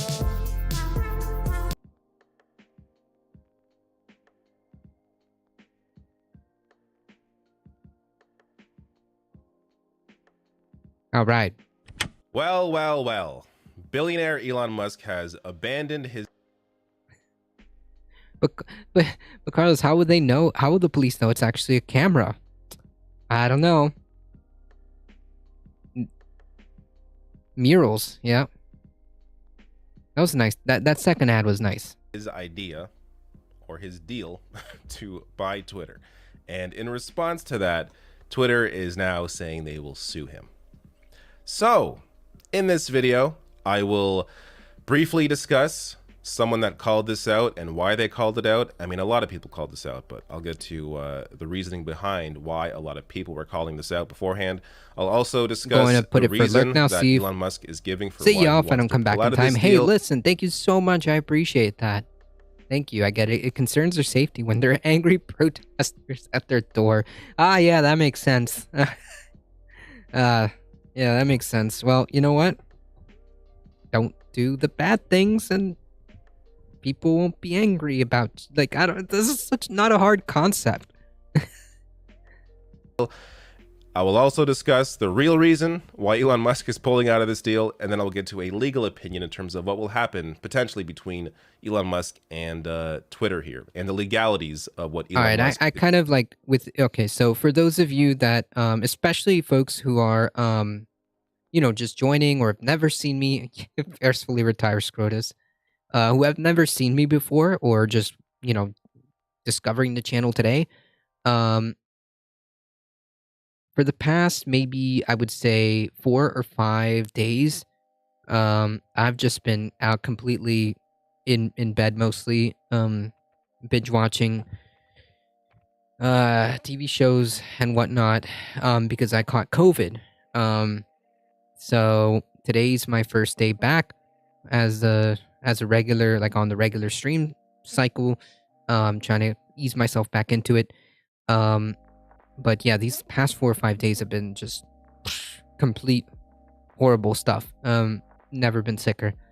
And I'm just trying to get caught up. I did kind of sort of see something about Elon Musk finally abandoning the idea of buying Twitter. But I'm just trying to get some more info on this. Public servants mean public and serving the public unless undercover or admin leave. Yeah, I don't even know if like I even agree with like the idea of is trying to claim undercover. So let's start with people that called this out. So Matt Binder is one of those people. I've had him on the show before. He is Binder. He hosts a great podcast, a couple of podcasts. I'll link to those below the video. Yes, check out Doomed. Oh man, I feel like I'm back on. Check out Doomed and the Scammed Economy. Yeah, the police don't protect. Their primary purpose is not to protect you. You can, yeah. There's this. The police aren't here to help you. Okay. Under in the description box, but back in April he put this piece out in Mashable. There's no need to freak out over Elon Musk buying Twitter. He's all hype. Musk is a hype man who rarely ever delivers what he promises, so don't leave Twitter just yet.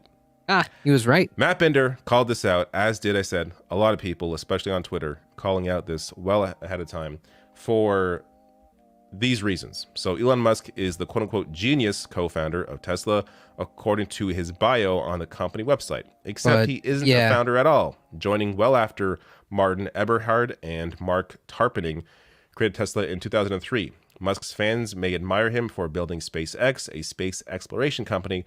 However, that company's success was made possible through billions in government funding. Subsidies, Musk later said, shouldn't exist for others, of course. Right, for others. And the real people that made it happen are all the engineers. Right? Elon Musk didn't invent any of this. Come on, people.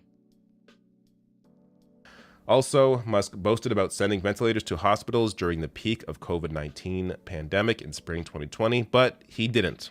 In October 2021, Musk told the UN's World Food Program that if they provided him with a plan of action, he'd donate $6 billion to make it happen. When the director of the program stepped up with more information, Musk went silent on the issue. To date, he never donated. I could go on, as there are plenty of examples like this, but my point is Elon Musk is nothing but a hype man. There's no need to worry about his takeover of Twitter, at least not yet. And then he goes into more detail as to why. But it was so funny. I mean, it's even more funny now to see people on the right try at the time to say, oh, these people are crazy. Of course he's going to buy Twitter. Matt Bender claims that Elon Musk rarely ever delivers when he promises, an idiotic claim that is rooted in the fact that the political left is mourning the loss of, quote, controlled speech on their favorite platform. What? You know, when you make claims, or if you think that somebody's making incorrect claims, or in this, ad hominem, an idiotic claim, you might want to have some type of argument, right? You might want to be like, well, actually, he has done whatever. Like, at least attempt to push back on the argument. But, like, Bender made several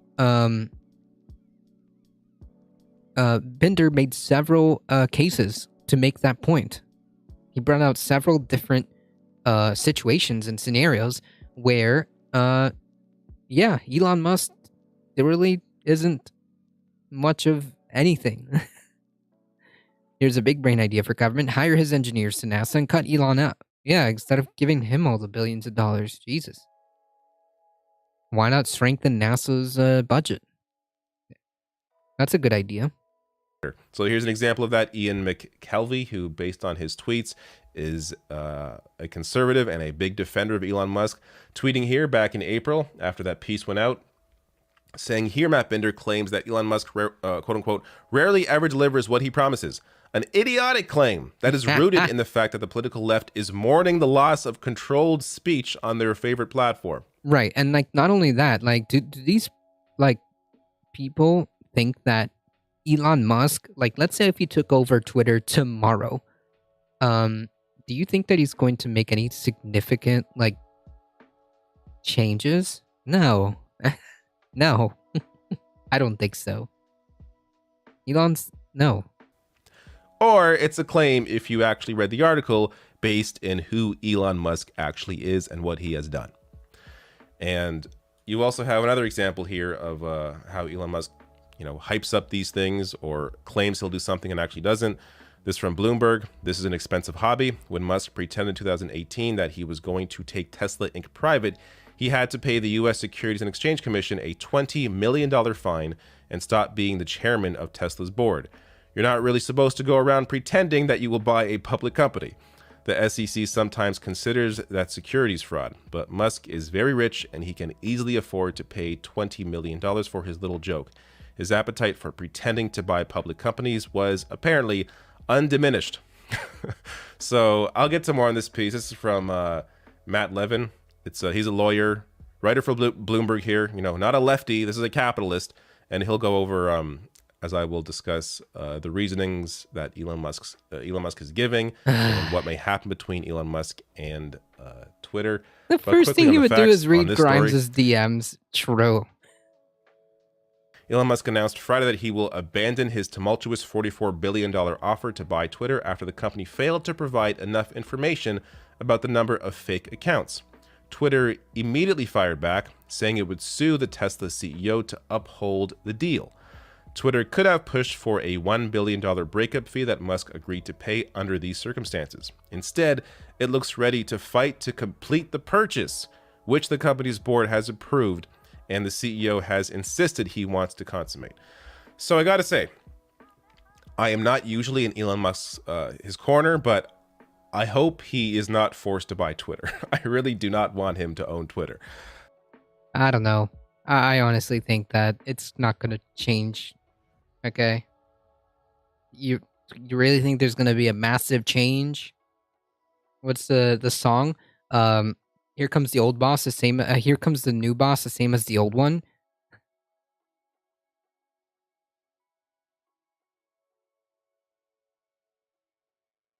I don't think much is gonna change on Twitter world if Elon Musk takes over. These folks, they think that there's going to be a brand new world of what they perceive as free speech, and it's going to be like the Wild Wild West again. No. Yes, thank you. Meet the new boss, the same as the old boss. Right, like, I don't think anything's going to change, in my opinion. Elon Musk doesn't care about free speech or any of that. This is the same guy who didn't he just fire like employees for being critical of him or something like that? He also personally canceled a Tesla order from a blogger who was critical of him. Like, he doesn't really believe in free speech. Not really. Not the way that people think, like these free speech warriors think. So if Elon Musk takes over Twitter tomorrow, guaranteed terms of service are going to be the same. That's just the way it's going to be. That's my prediction anyways. So we will see where this goes, but I will discuss what may happen, the fallout from all of this from a legal standpoint. But so first on the real reason why Elon Musk wants out of this Twitter deal. The Twitter stock is down, as is Tesla stock. Tesla stock is Elon Musk's main source of income. So based on that Bloomberg piece I'm going to reference here, his Tesla stock is down almost 27% since announcing the Twitter that's deal. true. And of course, that was a big piece of how he was going to pay to buy Twitter. And so that's the main reason why I think he's backing out, is that this just does not make financial sense. So he has to, that's why for a couple months now, I think, at least a month, he's been putting out there this idea that Twitter is lying about how many bots they have, which, as I'll get to, even if that's true, it would have to be egregious and overt and clearly on purpose for that to have any potential impact on this deal. But the other potential reasoning here, and Matt Levine in his Bloomberg piece thinks this is the reason, though I'm not sure, but he thinks this is the reason, that this was simply a joke. That this was simply a joke. Imagine having so much money that a joke to you could possibly mean billions and billions of lawsuits, and even if Elon Musk lost and was forced to buy Twitter at what, 40 something billion dollars, let's say more, let's say because of the fees and because of he lost the lawsuit or whatever, he ends up having to pay like 50 billion. That's pocket change to him. If Elon Musk loses $50 billion today, right this second, he would still have over $100+ billion.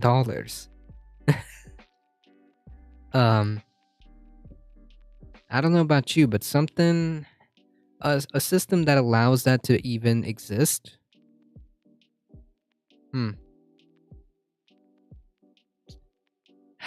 Just a thought.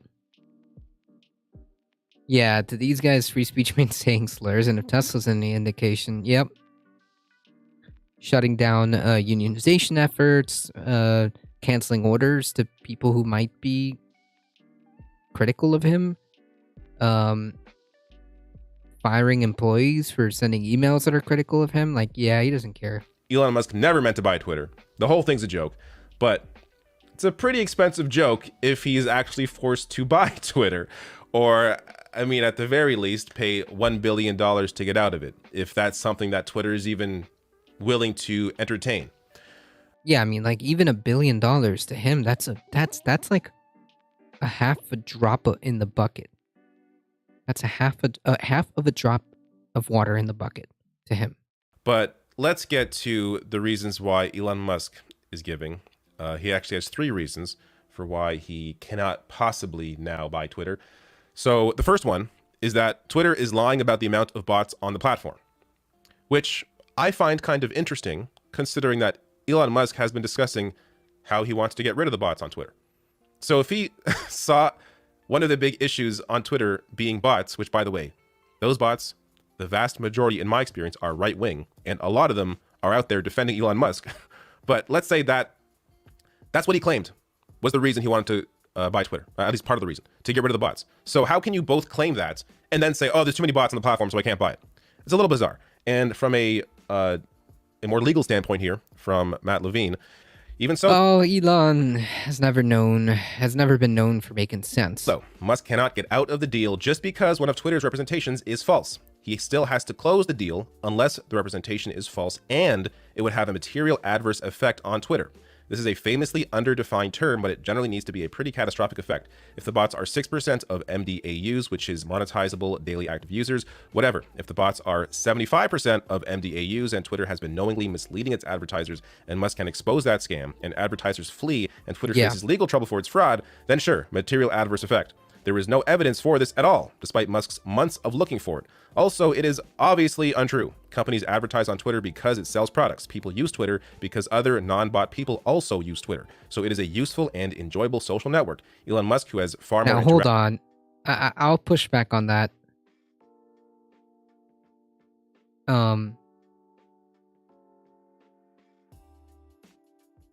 It is not a useful and enjoyable social network, okay? Listen, I've never gone on Twitter and been like, wow, this is such a great place. Political discourse really does happen on Twitter.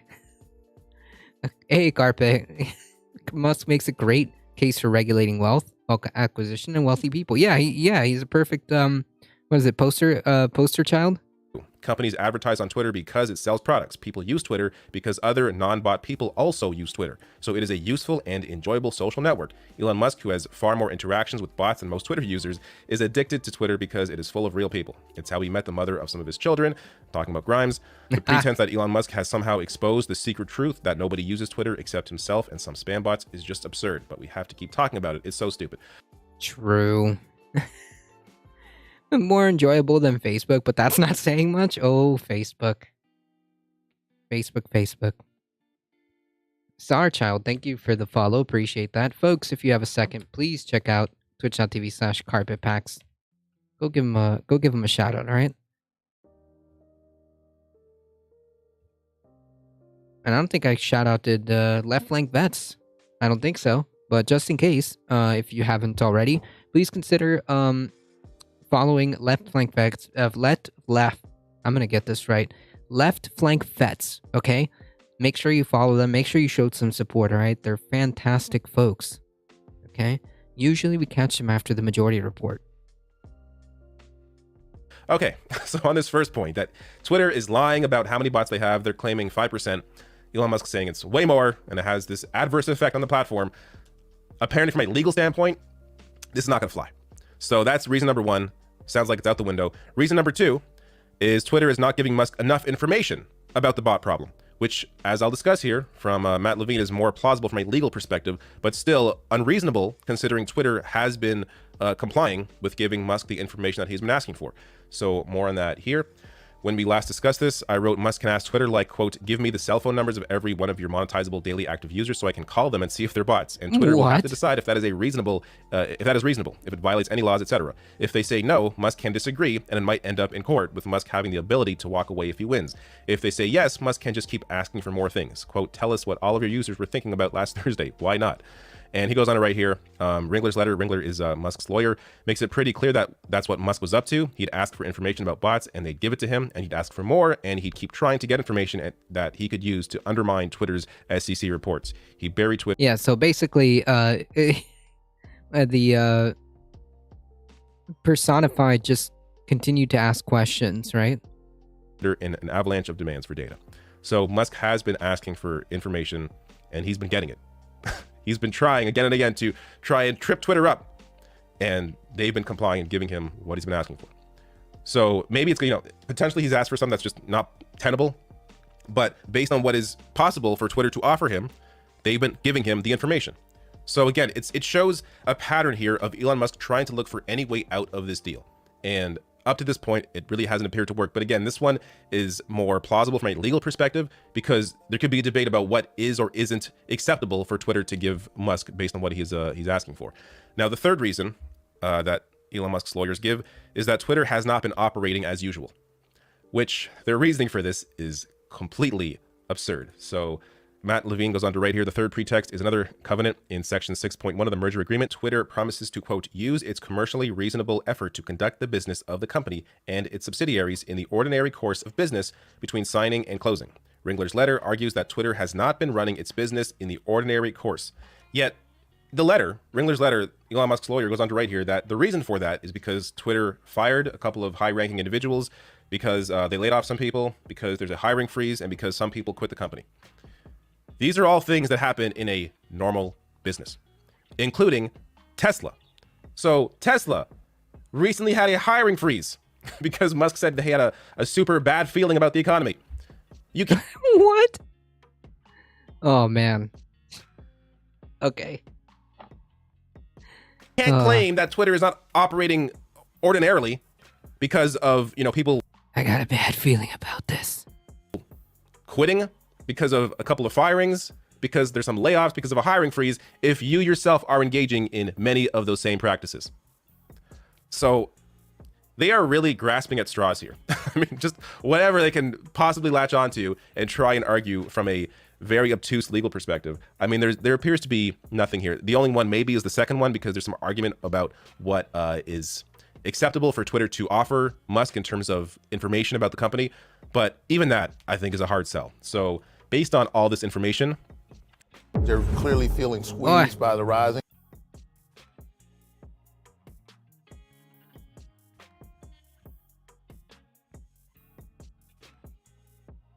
These ads. Must say that that led to one of the few good Biden quotes. Aspen Dental. the question really is the remedy. If a court finds for Twitter, that is, if a judge concludes that Musk's pretexts are not good enough to get him out of the deal, then there are two possible outcomes, and they are very different. One, Musk might have to pay a $1 billion reverse termination fee for unjustifiably walking away from the deal. Or two, the court might order specific performance, meaning that Musk would have to fund his entire $33.5 billion equity commitment and buy Twitter. So, I'm trying to understand, like, this part, like, he goes on to explain more, but how do you force somebody to buy a company that they don't want? This part really is, it confuses me because let's say this is what happens. He's actually forced to buy Twitter. Okay. First of all, does he have the money? Is he going to be like, how is he forced to put it up? Are the banks that are part of that deal, are they still going to be in on this, even though knowing that Musk doesn't want it? Is he just going to tank the company as a way to get back at people or get back at Twitter? Like, it seems. Yeah, I think that what he's missing is that, like, when it comes to these like deals, there's like a contract that's written, right, to my understanding, and that contract, once it gets written, like, dude, you're signing this to buy this company. It's costing tens of billions of dollars. This is the contract.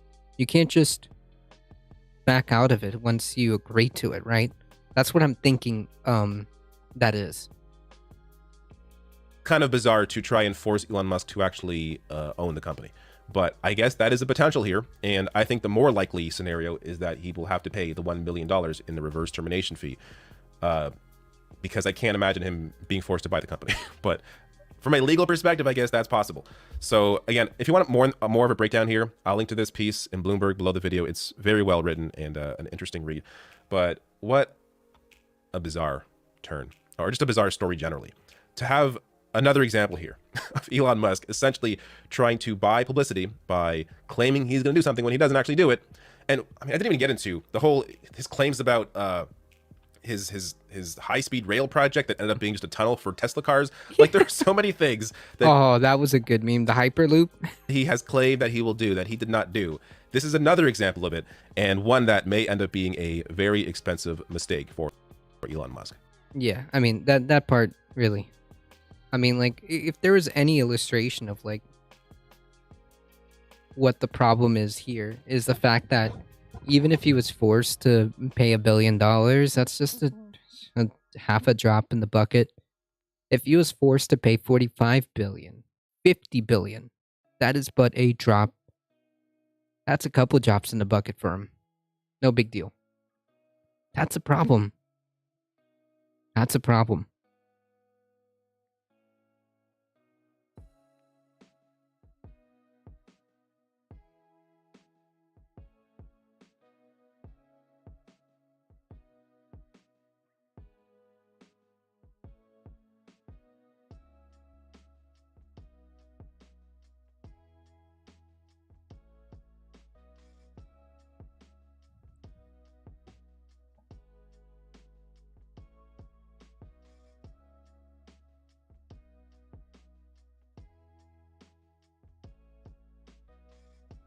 Speaking of good companies, we're just effing illegal. Leaked documents show Uber thwarted police and secretly courted politicians. No way. Uber consistently circumvented regulations, thwarted police, and secretly courted lawmakers to pave the way for its questionable practices. Questionable or illegal? As it expanded into new cities around the world, according to leaked documents obtained by The Guardian. The rideshare service and Silicon Valley giant are under investigation for unethical practices as after a plethora of explosive texts, emails, memos, and other documents were provided to the International Consortium of Investigative Journalists. Nice. The documents span the company's operations from 2013 to 2017 under Travis Kalanick, its billionaire co-founder. As the company rapidly expanded into new cities around the world, it faced vast global backlash for defying regional laws. Top executives privately acknowledged their practices and laughed them off in internal communications with Kalanick, according to The Guardian and ICIJ. One executive even referred to the group as pirates and said that we're just effing illegal. Ah, man. Yeah, unethical. Yeah. I mean, even, like, the ethics are just, like, kind of par for the course in order for you to be in that position. Clearly there was some, there was, the ethics part gets dropped. if you're in the realms of, like, you know, Uber and Amazon and, Walmart and all these like large companies and whatnot. Ethics, yes. Ethics are like an afterthought if at all. 420. It is 420 somewhere. Feels lit, man. Do I have that emote? No. Boo. Need to get that Pepe. But yeah, you don't get there by being ethical or having ethical framework that takes care of your employees and all that stuff. No. During this period, Uber tried to recover. Oof. Freudian slip there. Uber tried to cover its image, I guess. Recover its image by quoting politicians, including President Emmanuel Macron of France. Texts show how Macron went out of his way to bolster Uber's growth in France and allowed the company to maintain regular communication with his immediate staff. Yeah, like the idea that like these large companies and these CEOs don't have any pull or power with their money and their influence. The idea that doesn't translate into policy is kind of weird. He is just one of many government leaders, billionaires, media moguls. The company secretly lobbied to cover up what the reports were saying were unlawful practices. One executive raised concern about Uber drivers facing potential violence from angry competitors in the taxi industry. Kalanick reportedly said, "I think it's worth it, and that violence guarantees success." What? That's wild. Okay. Interesting little window into the mindset of these people. Okay. A Kalanick sportsperson. A Kalanick spokesperson denied that he ever suggested exploiting violence against the app's drivers. Yeah.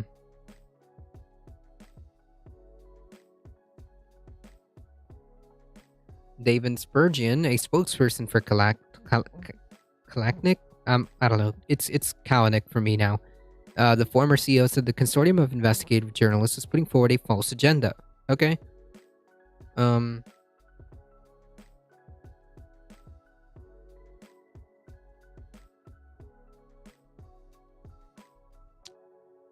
Yeah, so their argument is in pressing its false agenda that Mr. Kalanick directed illegal or improper conduct. The ICIJ claims to have documents that Mr. Kalanick was on or even authored, some of which are almost a decade old. Tellingly, the ICIJ flatly rejected requests to review any of those documents, which further exacerbates concerns about many of these source documents' authenticity. Wait, are they saying that it's fake because we can't review them? Okay, buddy. Anyone see how much data Amazon got cities to hand over by doing fake bidding wars for new fulfillment center locations? No, but that was a good meme. Was that the one where like people got so mad at AOC even though she was 100% correct? When the company needed data to influence policymakers, according to the that's kind of weird statement.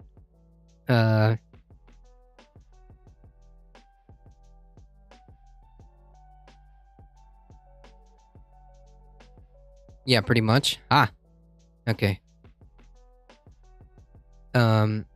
It also paid academics to publish research that would bolster its misleading economic claims about the company's business model, which offered unsustainably low prices as it entered new cities to ensure winning out over local taxi competitors.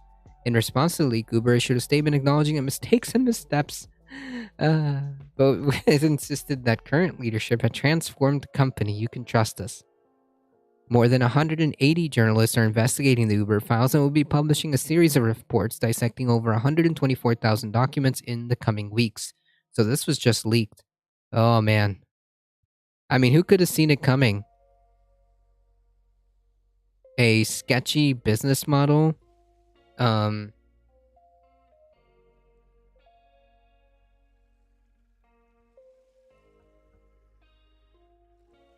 With already like people, sketchy people at the top. They were pretending like they hadn't already chosen sites like sports teams. Yeah, exactly.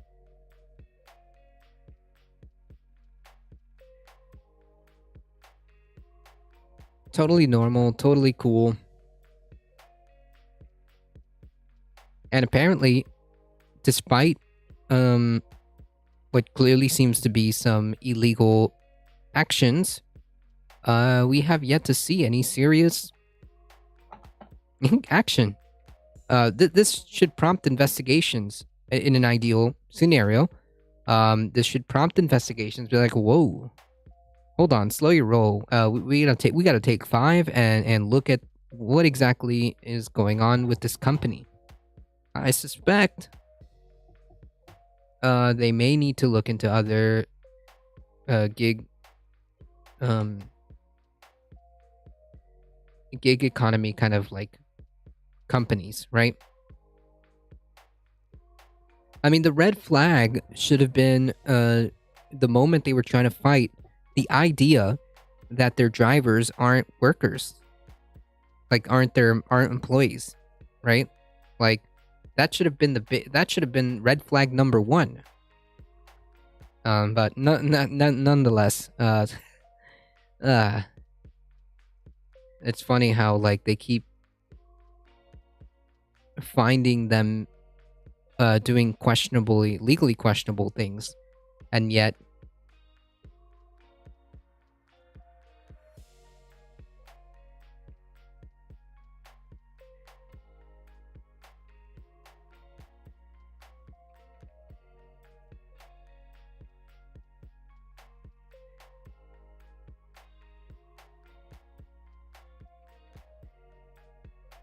All right, folks, we've got I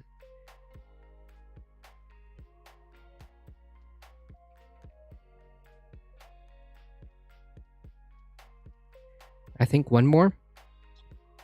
If you haven't already, folks, do me a favor, hit the follow button. All right, head on over to our YouTube channel and hit the subscribe button. It really does help us out. Spread the word far and wide that if you enjoy the content, if you enjoy hanging out here, just kind of vibing, spread the word far and wide. We're here Monday through Thursday, 5 p.m. Eastern Time. Join us on Saturdays about noon Eastern Time for Saturday Catterday. Again, make sure you hit the follow button. You get 5 free emotes, and join us on the YouTubes. We've got just about 190, just about subs. So yeah, if you have 5 seconds, please do that. And of course, if you want to keep up with the channel and know what's going on, join the Discord. This has been your last shill of the day. Almost last shill of the day. Anyways, good memes. Nice one, Uber. No one could have seen that one coming.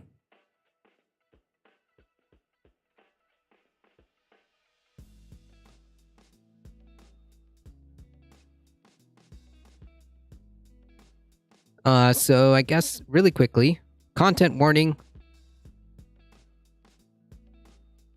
CW. Content warning.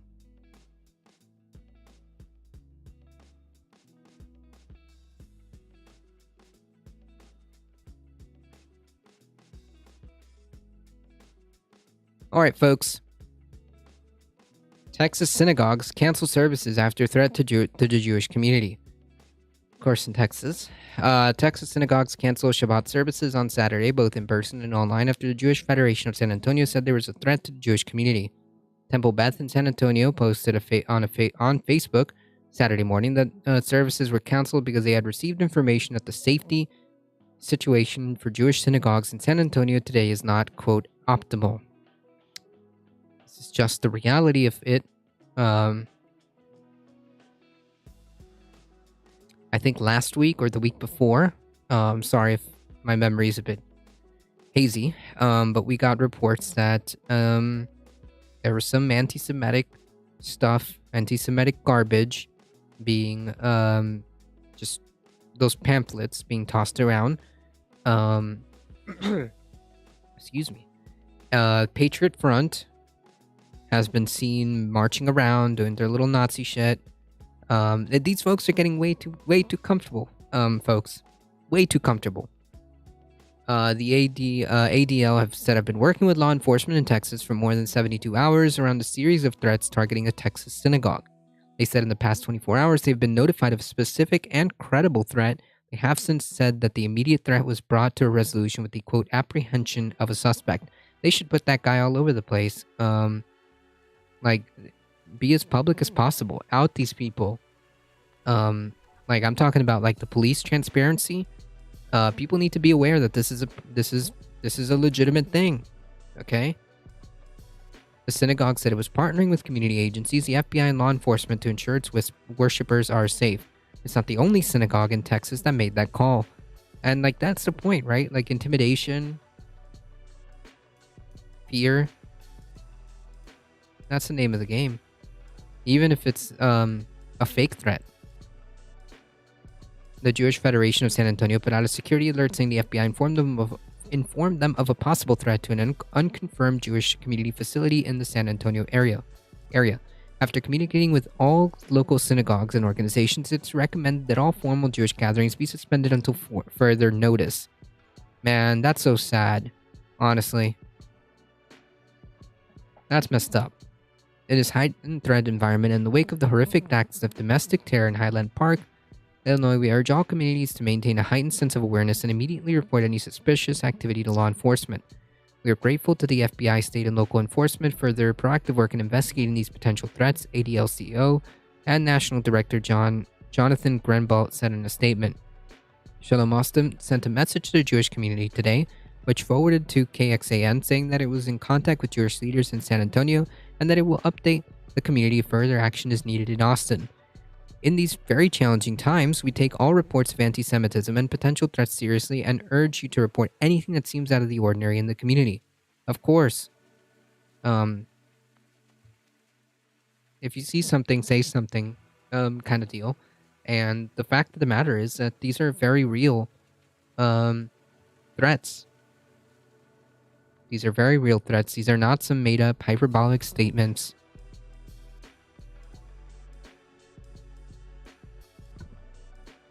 And it's rough to have to hear this in 2022. It's unreal. These folks are getting way too comfortable being out way too openly. And that's got to stop. That's got to stop.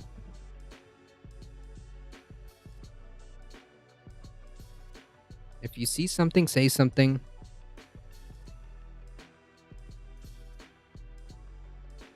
In one of the threats, they were able to apprehend somebody, so just be aware, folks. Just be aware.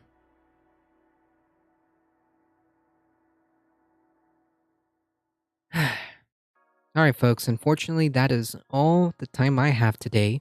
I want to thank everybody for coming here. I want to thank everybody who's hanging out. I really appreciate that. Thank you so much. Thank you to all the new follows.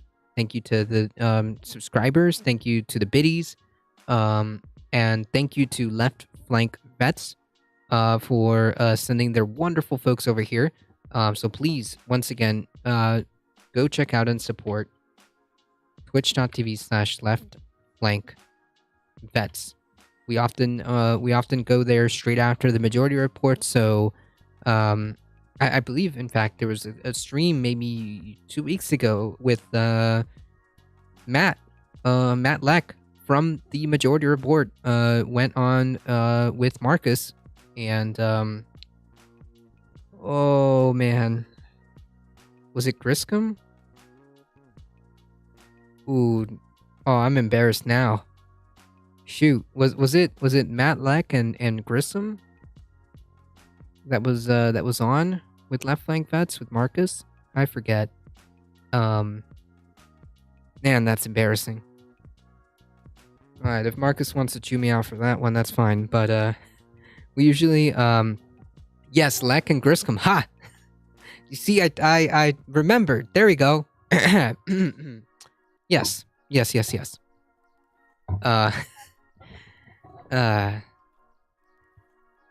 It's Leck and Griscom, yes, of Left Reckoning went on with Left Flank Vets, yeah? So yeah, we usually hang out right after the majority report, so please consider following and checking out Left Flank Vets and follow them on Twitter too, alright? Do them a favor if you haven't already. Follow Left Flank Vets on Twitter. Follow twitch.tv/carpetpacks. Oh, come on.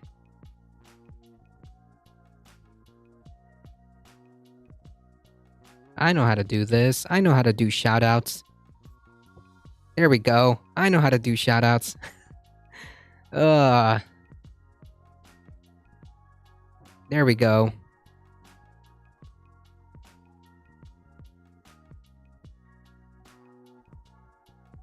Trump won the election in 2020. Jesus, it's 2022 and you people are still on that? Alio with the 10 biddies as we're heading on. Thank you so much. Oh man, you guys.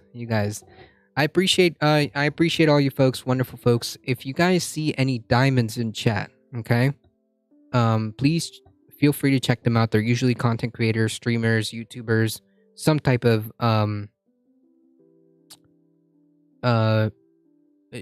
some type of content creator, okay? So consider checking them out. Once again, huge thank you to the Left Flank Vets. As always, folks, Gore won the election 2000 for whatever that matters. True. Gore won the election 2000. That's my response to that. That is my official response to that. Okay.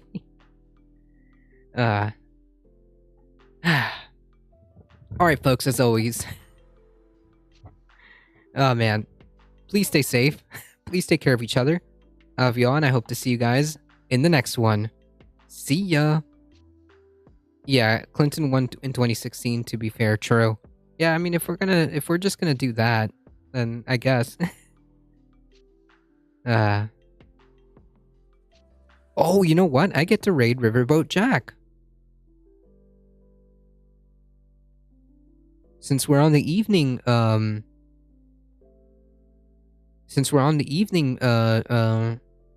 frame, we actually get to be able to raid Riverboat Jack.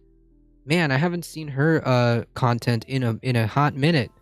Let's go check out Riverboat Jack, all right? All right, folks, hang tight. We are getting ready.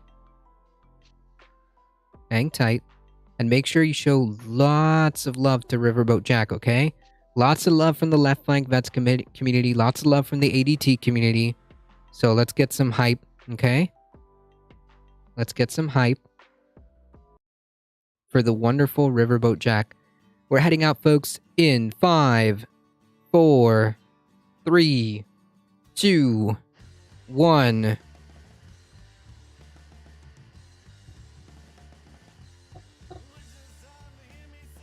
See ya.